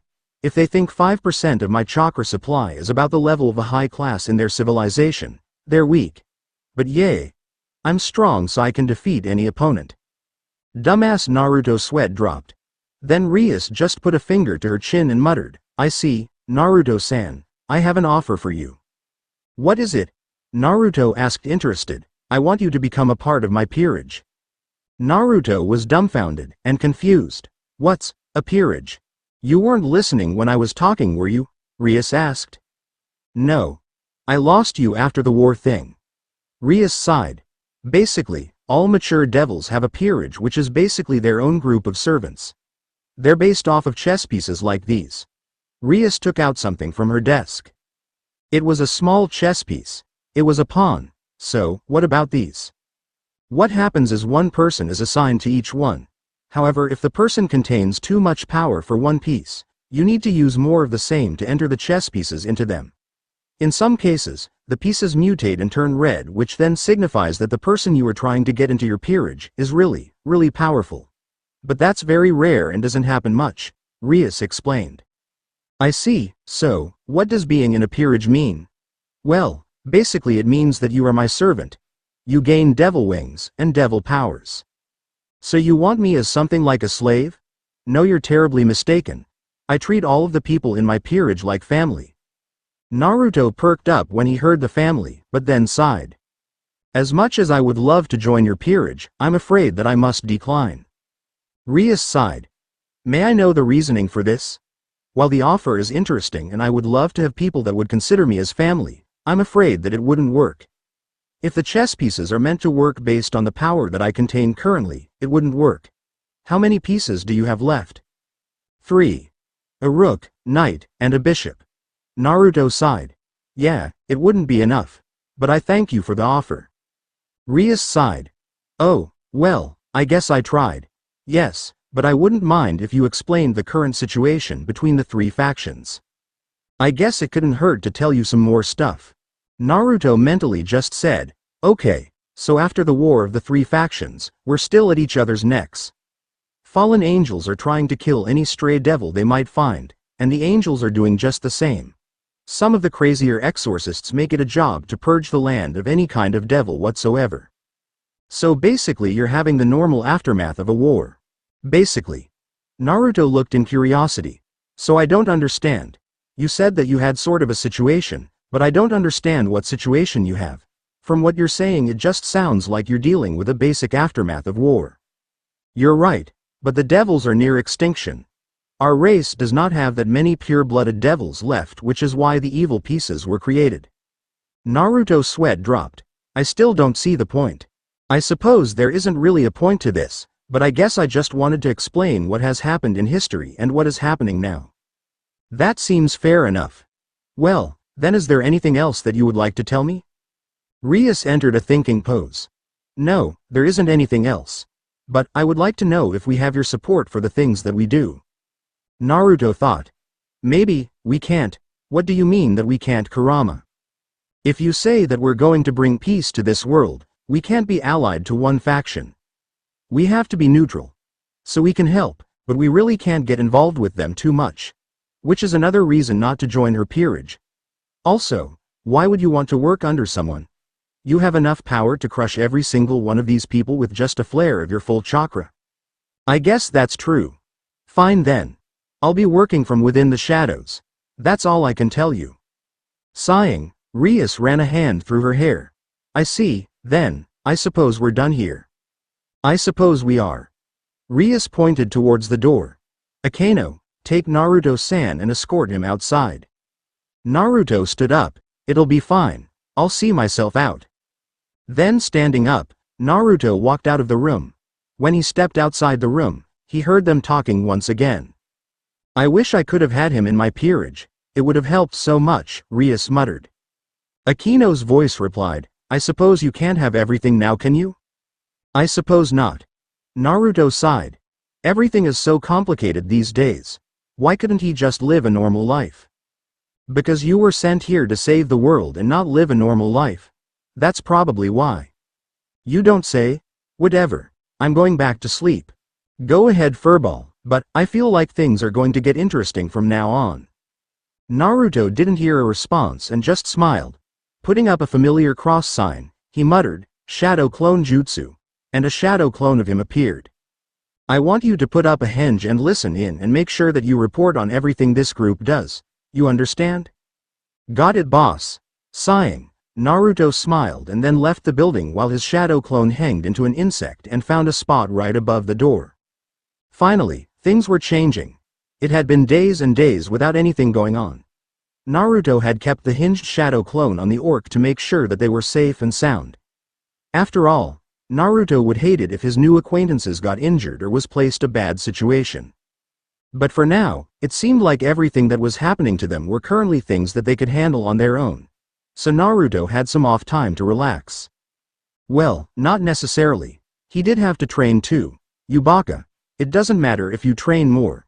you'll still be the most powerful person on this planet. But it never hurts to be ready, right? Idiot. Whatever, furball. I'm going to sleep. Of course you are. Then Naruto heard light snoring and knew that Kurama had gone off to sleep. Naruto sighed. There were times where he just wanted to rip the throat out of Kurama. But then there were the times where he could be such an adorable fox. Whatever. Kurama can live. It was actually almost getting boring. There wasn't anything to do. Hey, before I go to sleep, you have 3 minutes to get to school. Naruto froze. He slowly turned his head towards his clock and cursed. Kurama was right. There were 3 minutes. Quickly running out with his backpack, he pondered his options, then deciding to make a daring move, he left up to the roof of his house and started hopping from rooftop to rooftop. Not that anyone could see, of course. To everyone else, he was just a blur that could have just been a trick of the eyes. Making it barely in time, Naruto sat down in his chair sighing. Barely made it one time, he whispered. Then he noticed 2 or 3 things. 1. Issei and Kiba had a down look on their face. Naruto intended to find out why. Naruto mentally ordered the clone that was trailing the orc to disappear. He could hear a slight pop in the room. Seriously? The clone was trailing Issei? Well, or Kiba. Kiba would be the better option though. Issei didn't seem to matter much. Then Naruto reeled back in shock from the knowledge he had received. Naruto processed through it all through a mild headache. Okay, so they did a little devil hunting, friend saving, and killing fallen angels. But then they ran into this Rise Phoenix douche and got defeated in a raiding game. Although, by the looks of it, Riser isn't that strong. Then he mentally backtracked until he saw an image of a stunning-looking silver-haired woman that seemed to be involved with this matter. Naruto mentally whistled. Whoa, and I thought Rias was the most beautiful. Wow, that silver-haired woman is the real deal. I thought you weren't a perv. I'm not, but you've got to admit, Kurama, that woman is like a goddess. Searching through the clone's memory just a little more, he found out the name of the lady and the position she held. So Graphia Lucifuge EH. Seems that she doesn't have anyone as her partner. Well, for now. Thought you weren't a perv. I'm not. She's just beautiful. Also, she doesn't have anyone. It's perfect. During the whole entire school day, all Naruto could think about was the silver-haired woman that he had seen through his clone's memories. Then the end of the school day came really quickly.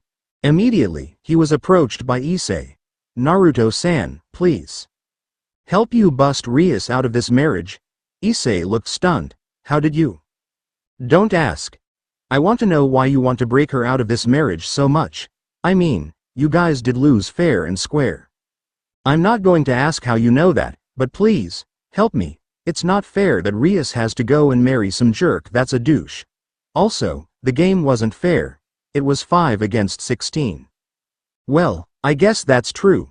But I still don't see how we're going to bust her out of this, and why I should do it. Issei went on his knees. Naruto's eyes widened. Please, Naruto-san, help me. I don't know what I'm going to do. I want to believe that I alone will be able to break her out of this, but I don't believe in myself anymore. I know you're strong enough. Help me. Naruto sighed. What do you plan on doing if you do manage to crash the party? What are you going to do then? I was thinking that maybe I could challenge Phoenix and just beat him for the freedom of Rias. Ooh, finally, a chance. This might be fun. What do you say, Kurama? A fight? After so many months of waiting? Yeah. Let's do it, Naruto. At this point, I myself don't care if we're exposed to the world. We need a fight. Naruto smiled, confusing Issei. You're in luck. I really don't feel like helping you. How am I lucky? You didn't let me finish. Issei's face flushed red. Oh, sorry. While I really don't want to help you, I've got to admit, I hate the Phoenix douche. Reminds me of someone I don't like. Also, I'm aching for a good fight. I'll go and help you on one condition. What? Naruto smirked. I'm going to be the one to fight Riser. Silence reigned for 10 seconds before Issei timidly said, but, I wanted to. Be the hero? Stop joking. Based on the power you possess, you still can't defeat him. You let me fight Riser, or I don't go. Issei looked deep in thought. Fine, but you better not screw up, Naruto. Fine. I won't, so how are we getting to the underworld? Issei's sweat dropped. I really haven't thought about that yet. Naruto facepalmed. Of course you haven't thought of it. Here, let's go to your house and think about this. Got it. No. Naruto grabbed his ears in pain. He looked toward the origin of the sound and found a horde of girls just covering their mouths with their hands while shaking their head really slowly. What seems to be the matter, girls? Naruto asked, smiling. Don't go with him, Naruto-kun. You'll catch his pervertedness. Naruto gave off one of his brilliant smiles. Oh, don't worry, ladies. I'll be going to tame his pervertedness. Don't worry about me. Thank you for the concern, though. All of the girls sighed a dreamy sigh. Issei yelled, Hey! What do you mean you're going to tame? Naruto grabbed Issei, covered his mouth, and ran. Only a trail of dust could be seen where Naruto had been running. All the girls' sweat dropped. Oh, okay. Bye, Naruto-kun. Currently, Naruto and Issei were sitting down in Issei's room thinking. How could they go to the underworld and save Rias from her own wedding? I know. It sounds really weird, but that's what they were doing here. Normally, Naruto would be able to just rip through the dimensions and go to the underworld, but he didn't know what or where to look for, so that idea went down the drain. While they were considering their options, time was running out. They were considering asking the other devils of the Orc to help, but then soon realized that they would already be at the party. They didn't time to waste, but then it soon became dark. Issei yelled out in frustration as tears started to flow down his cheeks. What use is it if I've got a powerful person right besides my side? We can't even go to where Rias is now that we don't have a method of getting there. Naruto sighed. He was right. Most likely, the most powerful person in their whole entire world was right besides them, yet they couldn't do anything just because they couldn't find their way to the underworld. All hope seemed lost and they were just about ready to give up when they saw a bright light filled the whole entire room, and from that light stepped out a very familiar silver-haired woman. Graphia, Naruto whispered, and the woman turned to look at him. Hello, it seems that you already know my name, but I do not know yours, she said monotonously. My name is Naruto Uzumaki. It's very nice to meet you. After all, it's not every day that you meet someone that's as beautiful as you. A small tingle of pink started to appear on Graphia's cheeks. All Graphia was thinking was, why am I acting like this? Calm down, calm down. Remember, you promised that you wouldn't go for anyone else after what happened between you and Lucifer-sama. Graphia just calmly answered, pleasure to meet you as well, although, I am here to talk to Issei Hyodo. He's that crying heap you see right there, Naruto said, pointing to Issei. Nodding, Graphia said, would you please leave the room, Naruto-san? This is a private conversation. Is it about the marriage? Naruto asked bluntly, and Graphia showed no outside reaction. On the inside was a different matter. Yes, it is. Seeing that you know, I suppose you can stay. Okay. Naruto said, just a little bit confused. Issei Hyodo, my master Seer's ex-Lucifer, brother to Rias Gremory, told me this and told me to give this to you. Graphia handed Issei a piece of paper. What is it? Issei asked. It's a summoning circle that will take you directly to the party. Basically an invitation letter. Why are you, also, he told me to tell you, if you want my sister back, you better be ready to fight. Widening his eyes, Issei shook, then grinned, I see. But then his smile turned into a frown. You know, I know I can't do it. Graphia frowned. What do you mean? I'm too weak. The only reason that Rias was placed into this situation in the first place was because I was too weak to stop Riser during the raiding games. You have lost hope? No, not lose hope. I just came to the realization that I can't stop Rias from getting married. Once again Graphia frowned. Here I thought that we could believe in you to stop this from happening. Goodbye, Issei Hyodo. Then she turned around but stopped when she heard Issei yell, I wasn't done talking. What else do you have to say? It seems as if you've given up. There's nothing that we can do at this point if the Red Dragon Emperor has given up. Issei smirked. I know I'm too weak.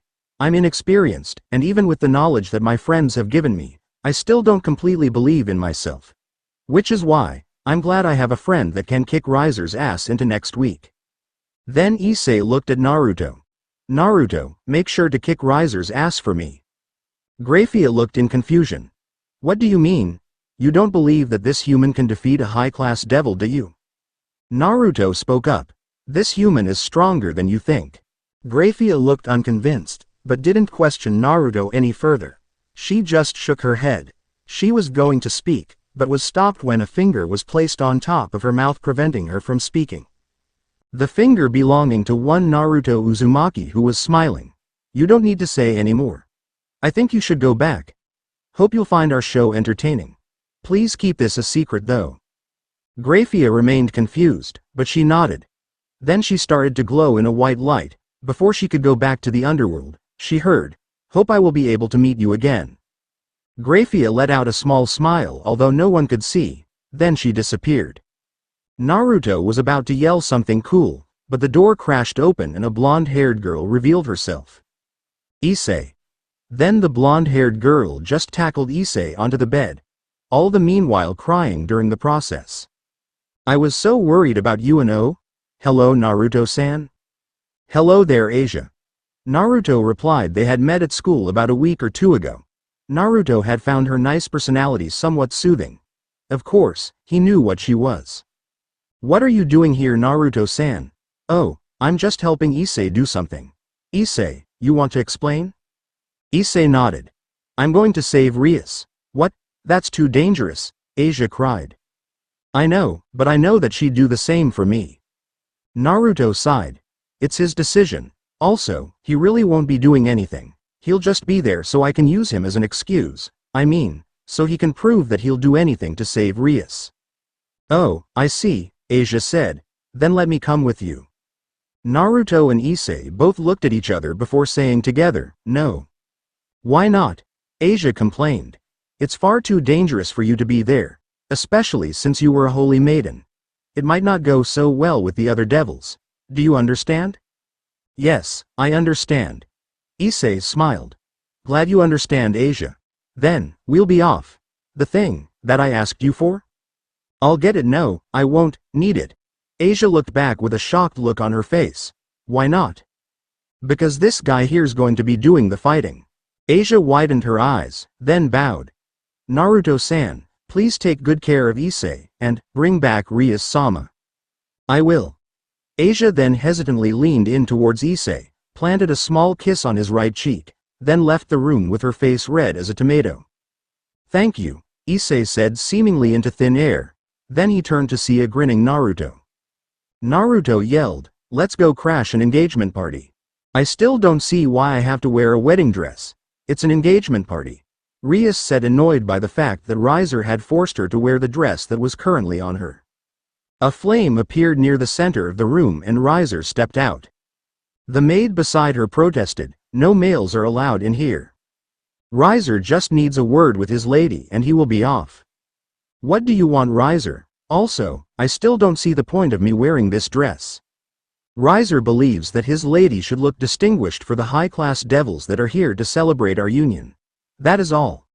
You will have a much finer dress for the actual wedding. A dress made of flaming feathers. Then he just left laughing. Rias looked at the ceiling dumbfoundedly. Seriously? A dress of flaming feathers? I'd better off going and killing myself. Naruto, Rias yelled. What are you doing here? You need to get out now. Ma, stop yelling. It's hurting my ears. Also, what does it look like I'm doing? I'm crashing an engagement party and I'm trying to stop the engagement. What else could I be doing here? What? Murmurs started to spread throughout the whole entire hall. Naruto put his hands up. Hey, don't go and antagonize me. It was this baka who made me do this crap. Out from the wide-open double doors came out Issei holding two more guards. Yo, I'm done here, Naruto. Good job. Throw them on top of these two. Let's play stack the guards. Everyone's sweat dropped at the obviously relaxed tone of Naruto. That was not how a party crasher should be acting. Riser would have none of that. Who are you? Moreover, what are you and what business do you have interrupting a historic moment of noble devils? Naruto just smiled eerily, giving everyone in the hall shivers. Imagine Orochimaru's smile and voice. Well, I'll answer your questions, one by one. 1. I'm Naruto Uzumaki. 2. I'm human. Everyone gasped. Naruto grinned on the inside. Nothing like riling up a crowd and sending them into disbelief. 3. Didn't I already say? I'm here to stop this engagement. Riser fumed. Guards. 8 more guards appeared and Naruto got ready to get rid of them, but 3 blurs appeared and took care of them. Naruto closed his eyes and sighed. Thank for taking care of them, Akeno, Kaneko, and Kiba. No problem. Don't know why you're here, but if you're here to save Rias-chan, go. Akeno yelled, and Naruto's sweat dropped. Then Naruto made his way to each of the guards and everyone tensed, preparing for a murder. Naruto, don't, but then everyone's sweat dropped. Naruto wasn't going for a kill. No, it was far from it. He was carrying 2 guards at the time, and were. Issei facepalmed. I'm a pervert, but I'm not this bad at bad timing. Naruto. Stop stacking those guards. Naruto turned to him. I'll be done really quickly, just wait. Everyone's sweat dropped again. Then protests erupted from behind Riser. Lord Riser, is this your doing? Lord Riser, what is the meaning of this? A new voice cut in. It's just some entertainment that I've prepared. Issei looked up and asked, who's that? He looks hardcore. Rias whispered, brother, the great devil Lucifer. Issei watched in amazement. Wow, so that's your brother? Riser balled a fist up and held it out towards Lucifer. What is the meaning of this? What do you mean by entertainment? Now Riser, I watched your rating game, and I can't help but feel, what do I say? Underwhelmed. Your performance was quite disgraceful. Not what I expected from you. You were nearly beat by a first-time player, and then were almost defeated by a first-game pawn. Surely your family is disappointed due to the results. Through gritted teeth, Riser answered, it's the end result that actually matters, my lord. In the past, that is. The games don't necessarily mean what they used to. So what are you trying to say? Can't say your family is proud of you, Riser. I think you should be given another chance. Besides, we don't have celebrations like these every day. This party could use some flair. Don't you agree? You there? Issei and Naruto both answered, me? The one with the red gauntlet. I believe you are the Red Dragon Emperor? Yeah, but I would like to see you fight. In all truths, many here are eager to see what kind of power you possess. You see, hello there, it's nice to know that I'm still being acknowledged. Everyone turned their head towards the speaker. Naruto waved back, hello there. Lucifer gave a slight smile. Who might you be? My name is Naruto Uzumaki. Who are you? I am the great devil Lucifer. I am one of the great 4 Satans who rule over the devils and the underworld. Naruto narrowed his eyes. I see, Kurama, give me energy levels. I'd say around 12% of your energy capacity. You're kidding, right? So I could defeat that guy if I wanted to? With ease. Naruto stared at the man. So, what is this all about? Well, I was going to offer Riser a second chance to fight Hyodo-kun here. For the rating games. You see, during the rating games. I know. Riser was a complete douche and only won because he had his flames. I don't know what's more pathetic. His lack of skill, or the stick that's shoved so far up his ass. The whole hall was soon filled with gasps and talking. One snap from Lucifer was all it took for the hall to become silent. Your choice of words is interesting, but I suppose it does describe what happened during the games. Thank you for agreeing. Makes it more truthful. Although, it's true anyways, regardless if you agree. Lucifer looked at the boy in front of him curiously. Looking into the boy's eyes, he could see power, and power. This boy was made for combat. Interesting. Well, Naruto-kun, however much it is a pleasure to meet you, I was going to see if Hyodo-kun wanted to. I will be the one fighting Riser. Naruto calmly stated, sending the hall into another fit of murmurs and gasps. Naruto grinned. After all, that's the reason that I came to this place in the first place. Riser scoffed. You wish to fight the great Riser? You are foolish? Turning to Lucifer, Riser said, my lord, if you permit, I will fight this human. Lucifer seemingly entered a deep thought. I agree. You may fight this human. However, if he comes out victorious, he will get whatever he desires. Turning towards Naruto, he asked, "What do you wish for, human? Power? A beautiful woman?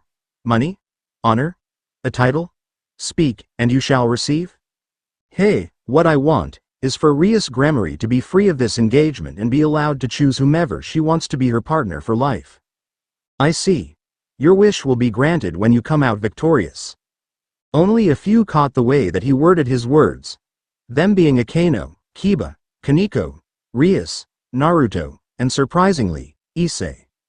They were all thinking the same thing. He said when, not if. "Sue, where's this all going down?" Naruto asked, scratching the back of his head, and Lucifer snapped his fingers. Naruto looked all around him. It seemed to be some sort of alternate dimension if he was right, but he could still feel the energy signature of the people that were at the party, so they must have created this area near the ballroom that they were previously in. Riser was also there facing Naruto from the opposite side of what looked like a small arena. "Are you ready to die, human? Don't worry, Riser will make it quick and painless for you." Then Riser sprouted what looked like phoenix wings, and charged him from the air. Naruto was about to tear his hair out. Riser was so, goddamn, slow. Even a genin could move faster than this guy was moving.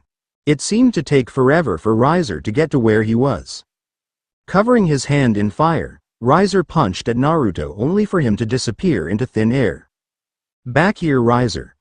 Riser whipped his head around only to be met with a fist to his face. Riser went flying back until he hit the ground hard, leaving a trail of smoke where he was flung.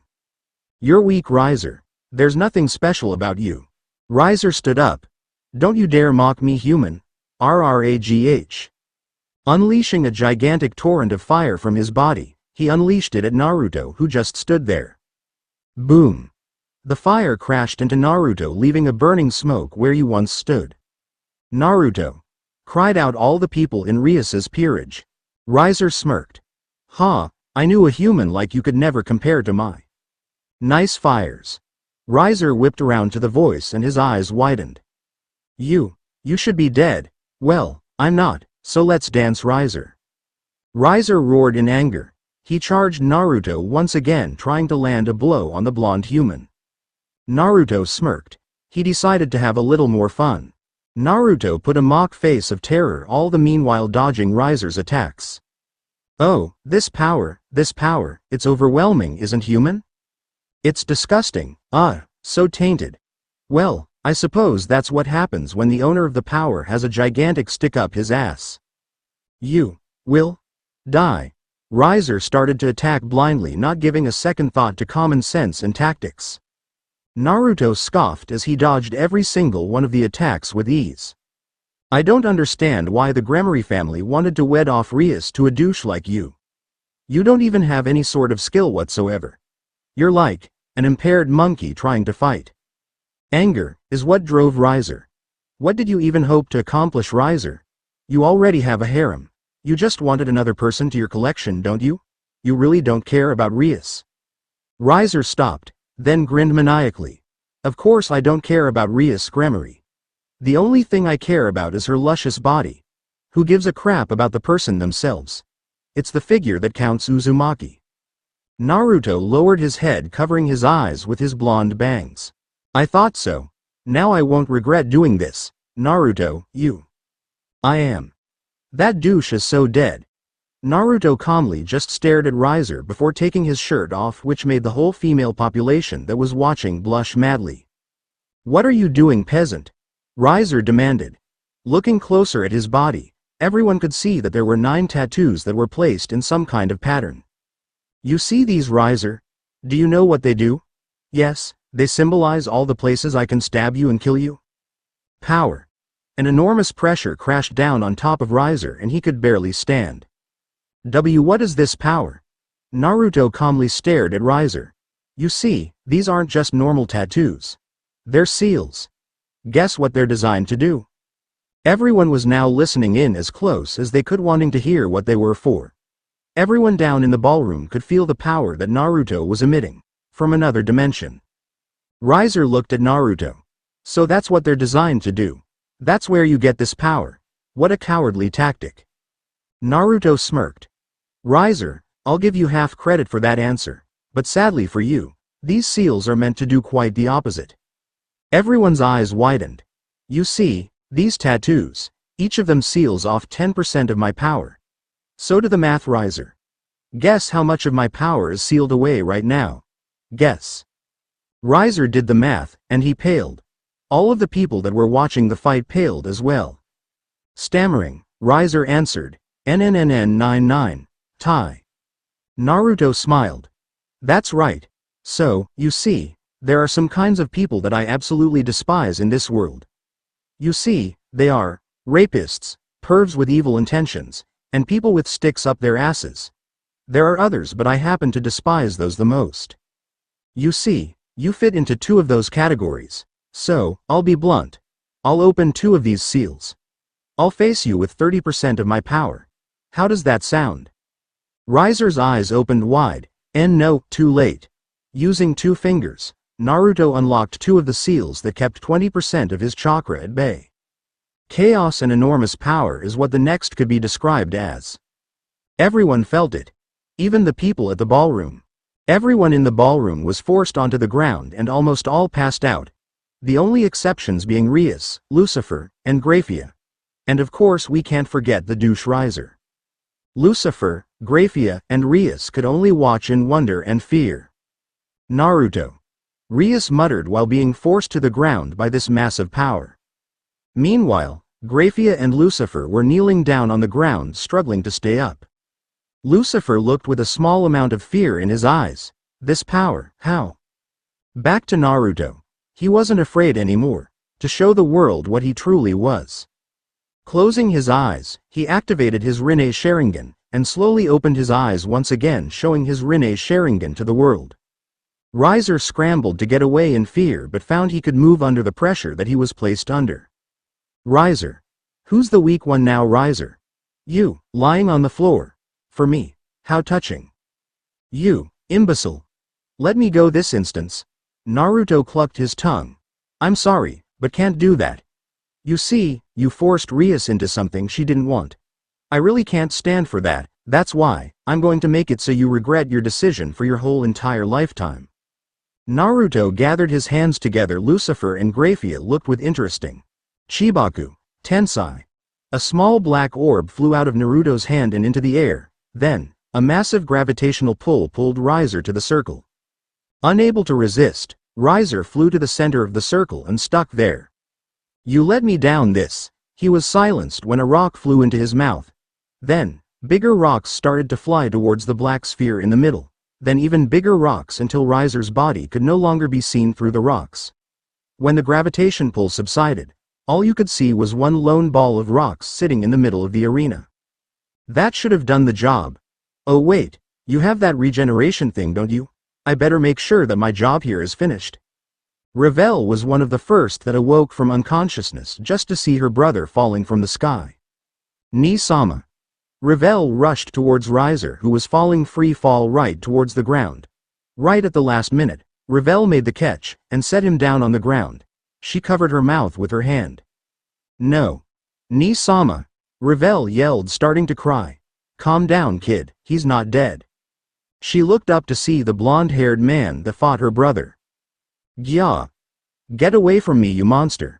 Revel started to scramble away, completely forgetting about her brother that was lying on the ground. Monster. Then Naruto looked around and saw most of the people glaring at him with an amount of hatred that he had only seen in Konoha. Sighing, he was going to let himself out of the underworld until someone grabbed him and embraced him in a gigantic hug.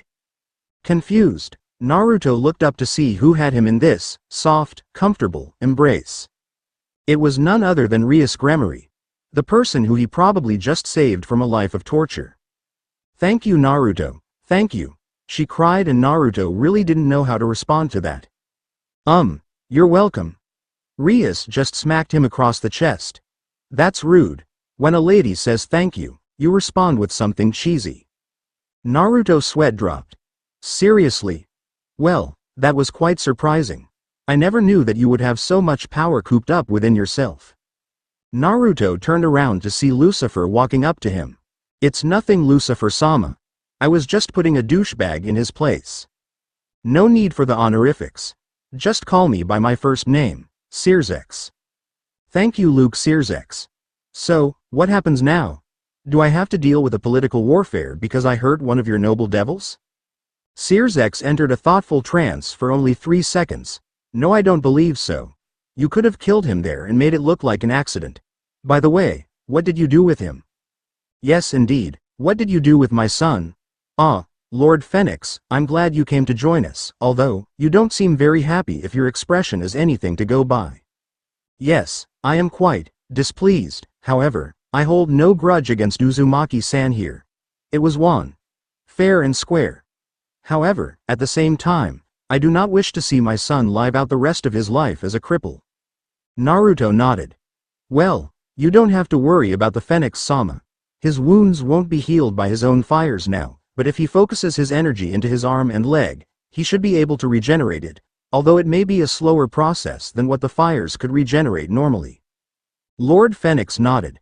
I extend my gratitude to you for not crippling him for his whole entire lifetime, although he may have deserved it in many people's eyes. Naruto liked the guy. He didn't have any ill intent behind what some people could call an act. He was just being respectful and saw the situation for what it was. A fight that led to his son's defeat. There's no need for that. Besides, I am the one who wounded him in the first place. Nonsense. Yes, I am very sorry to interrupt, Phoenix-sama, but, I do wish to talk to Naruto-kun here, and, I'm afraid that the looks that these people here are giving him is a little unsettling. May I take him away from you so we can have a chat? Searsex said, cutting into whatever Lord Phoenix was going to say. Yes. Of course you may. I suppose I'll be on my way.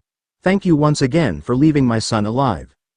Naruto didn't respond as Lord Phoenix was already moving toward his son, who was currently embraced by his sister, who had once again moved to his side.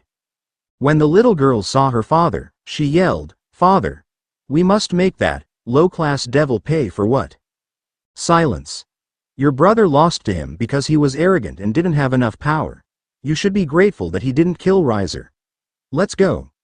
We need to go and start healing him. The little girl looked like she was going to protest, but didn't. Just giving one final glare to Naruto, she left along with her father. Let's go, Naruto. Let us talk at the House of Gremory over some food and beverages. Naruto just followed Searsex while many still gave him glares. Back to the present, Naruto?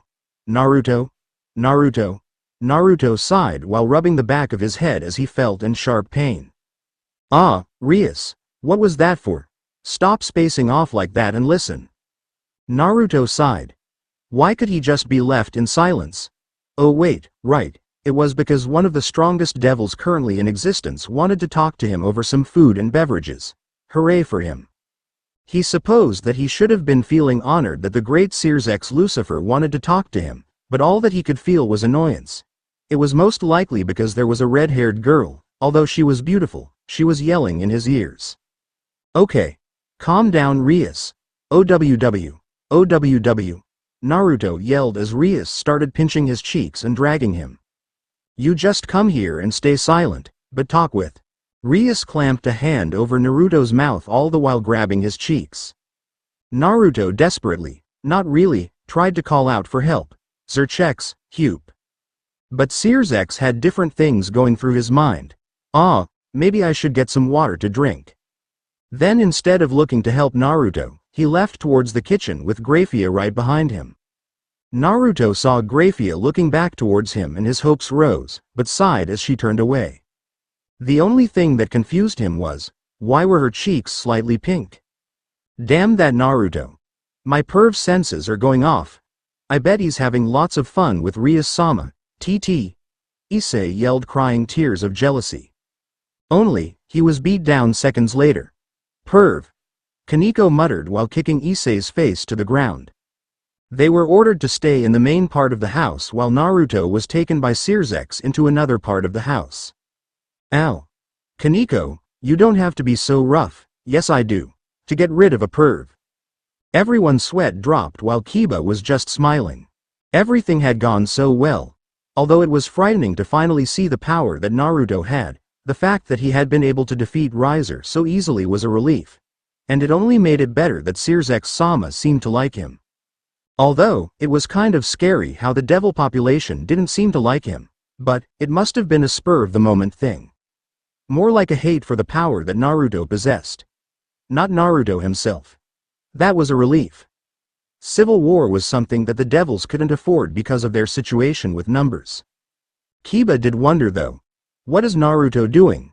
Wait, Rias. Naruto stopped Rias's hands. What's the matter? You can't just undress in front of me like that. Rias looked at Naruto with a sly smirk. Why would that be Naruto-kun? Naruto meanwhile was just blushing madly. Damn it, Kurama. We were worrying about power and battle too much. We forgot to study up on the worst thing in the world.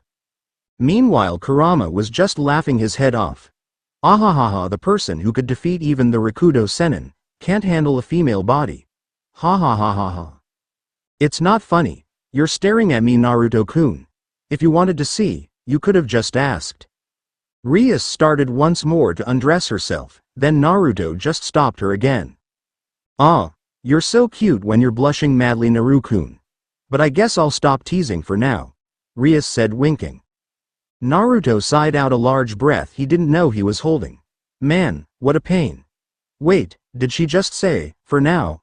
Oh, dear. Bwahahahah, Naruto ignored the laughter from Kurama.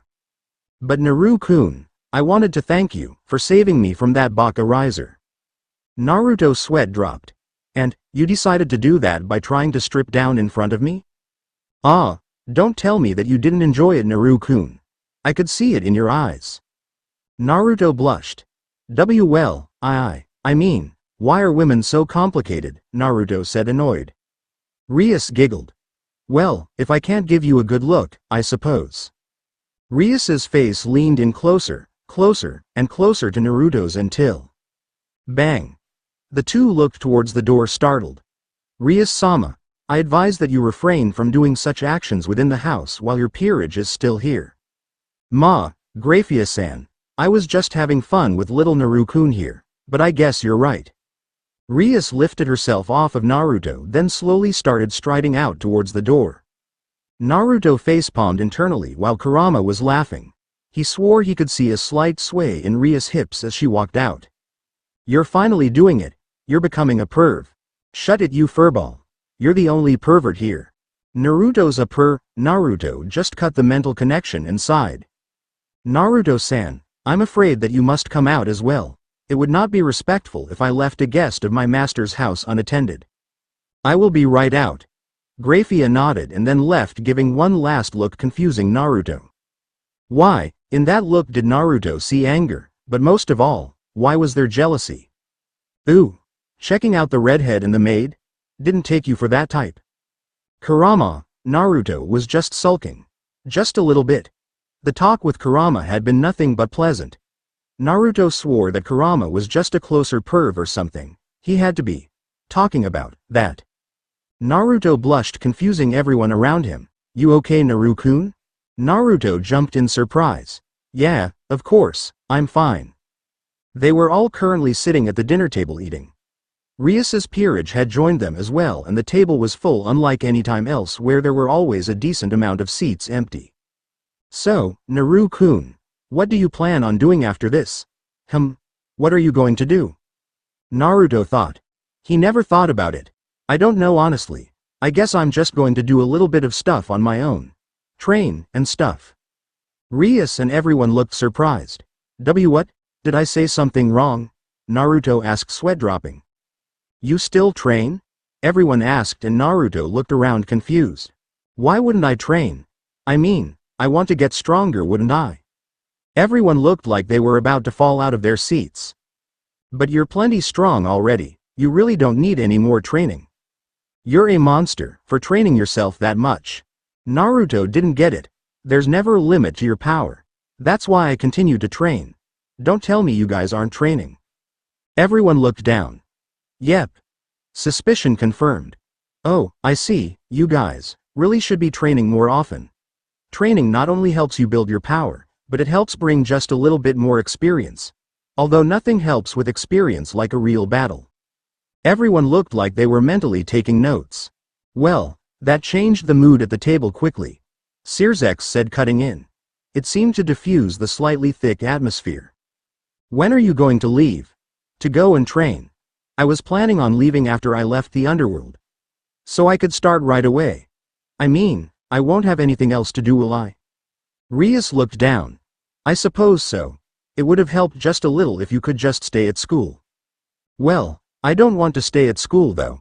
Naruto saw Sirzex smiling and instantly had a bad feeling. Actually, Naruto-kun. This is perfect timing. I was wondering if you could protect my little Ria-tan for the time being while she's in the human world. Naruto felt right.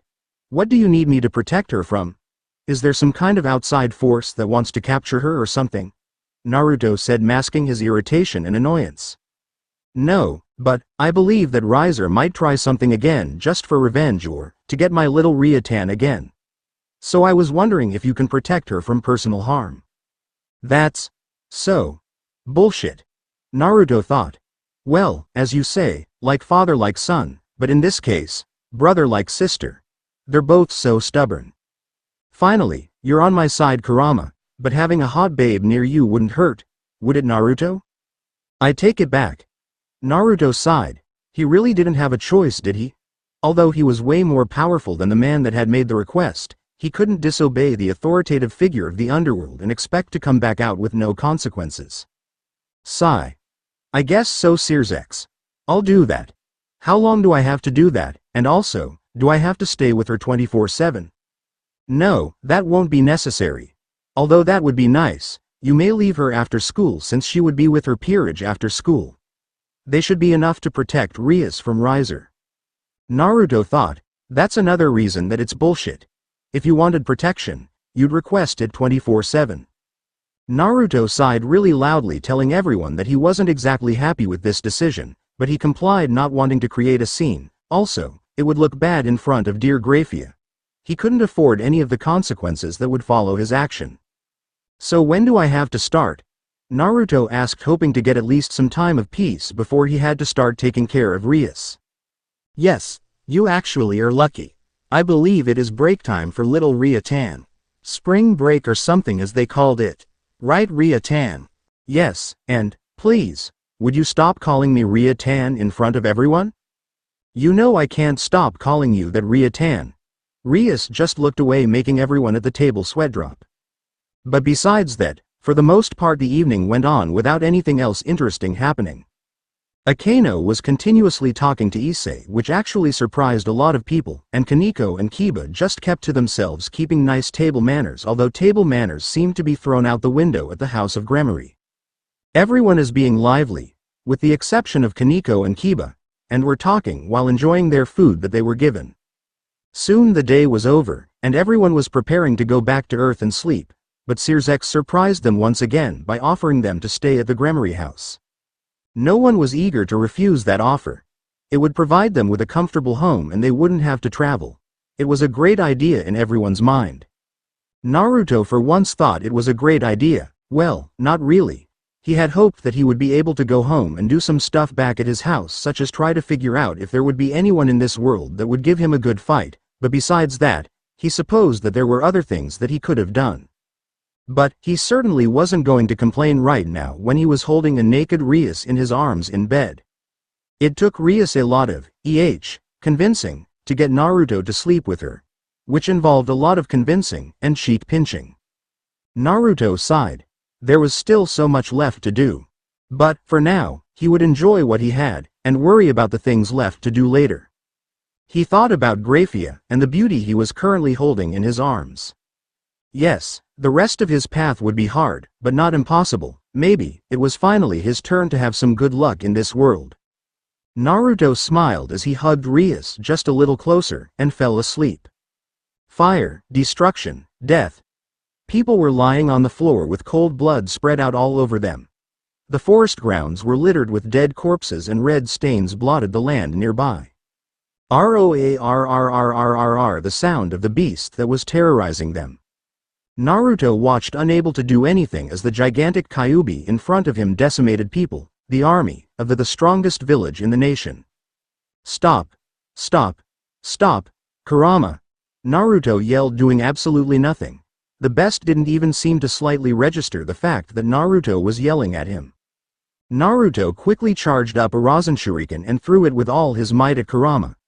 Surprisingly, it just passed right through him, not even leaving a mark. Naruto watched as the scene was swept away, replaced by another. The beast was restrained by chains. Finally, what were you thinking, Kur? We'll always love you, son. Naruto looked down and tears started to drip out of his eyes. His mother and father was protecting him from Kurama's claw while muttering things to the blonde-haired boy. Naruto moved in closer to take a look at himself when he was younger and smiled. Naruto watched as the blonde-haired kid opened his eyes, and shockingly reeled back as he saw not sky-blue eyes, but eyes with red pupils and black irises. I'm back. Seems like you've been busy. Naruto reeled back as he saw everything disappear and a clone of himself appeared.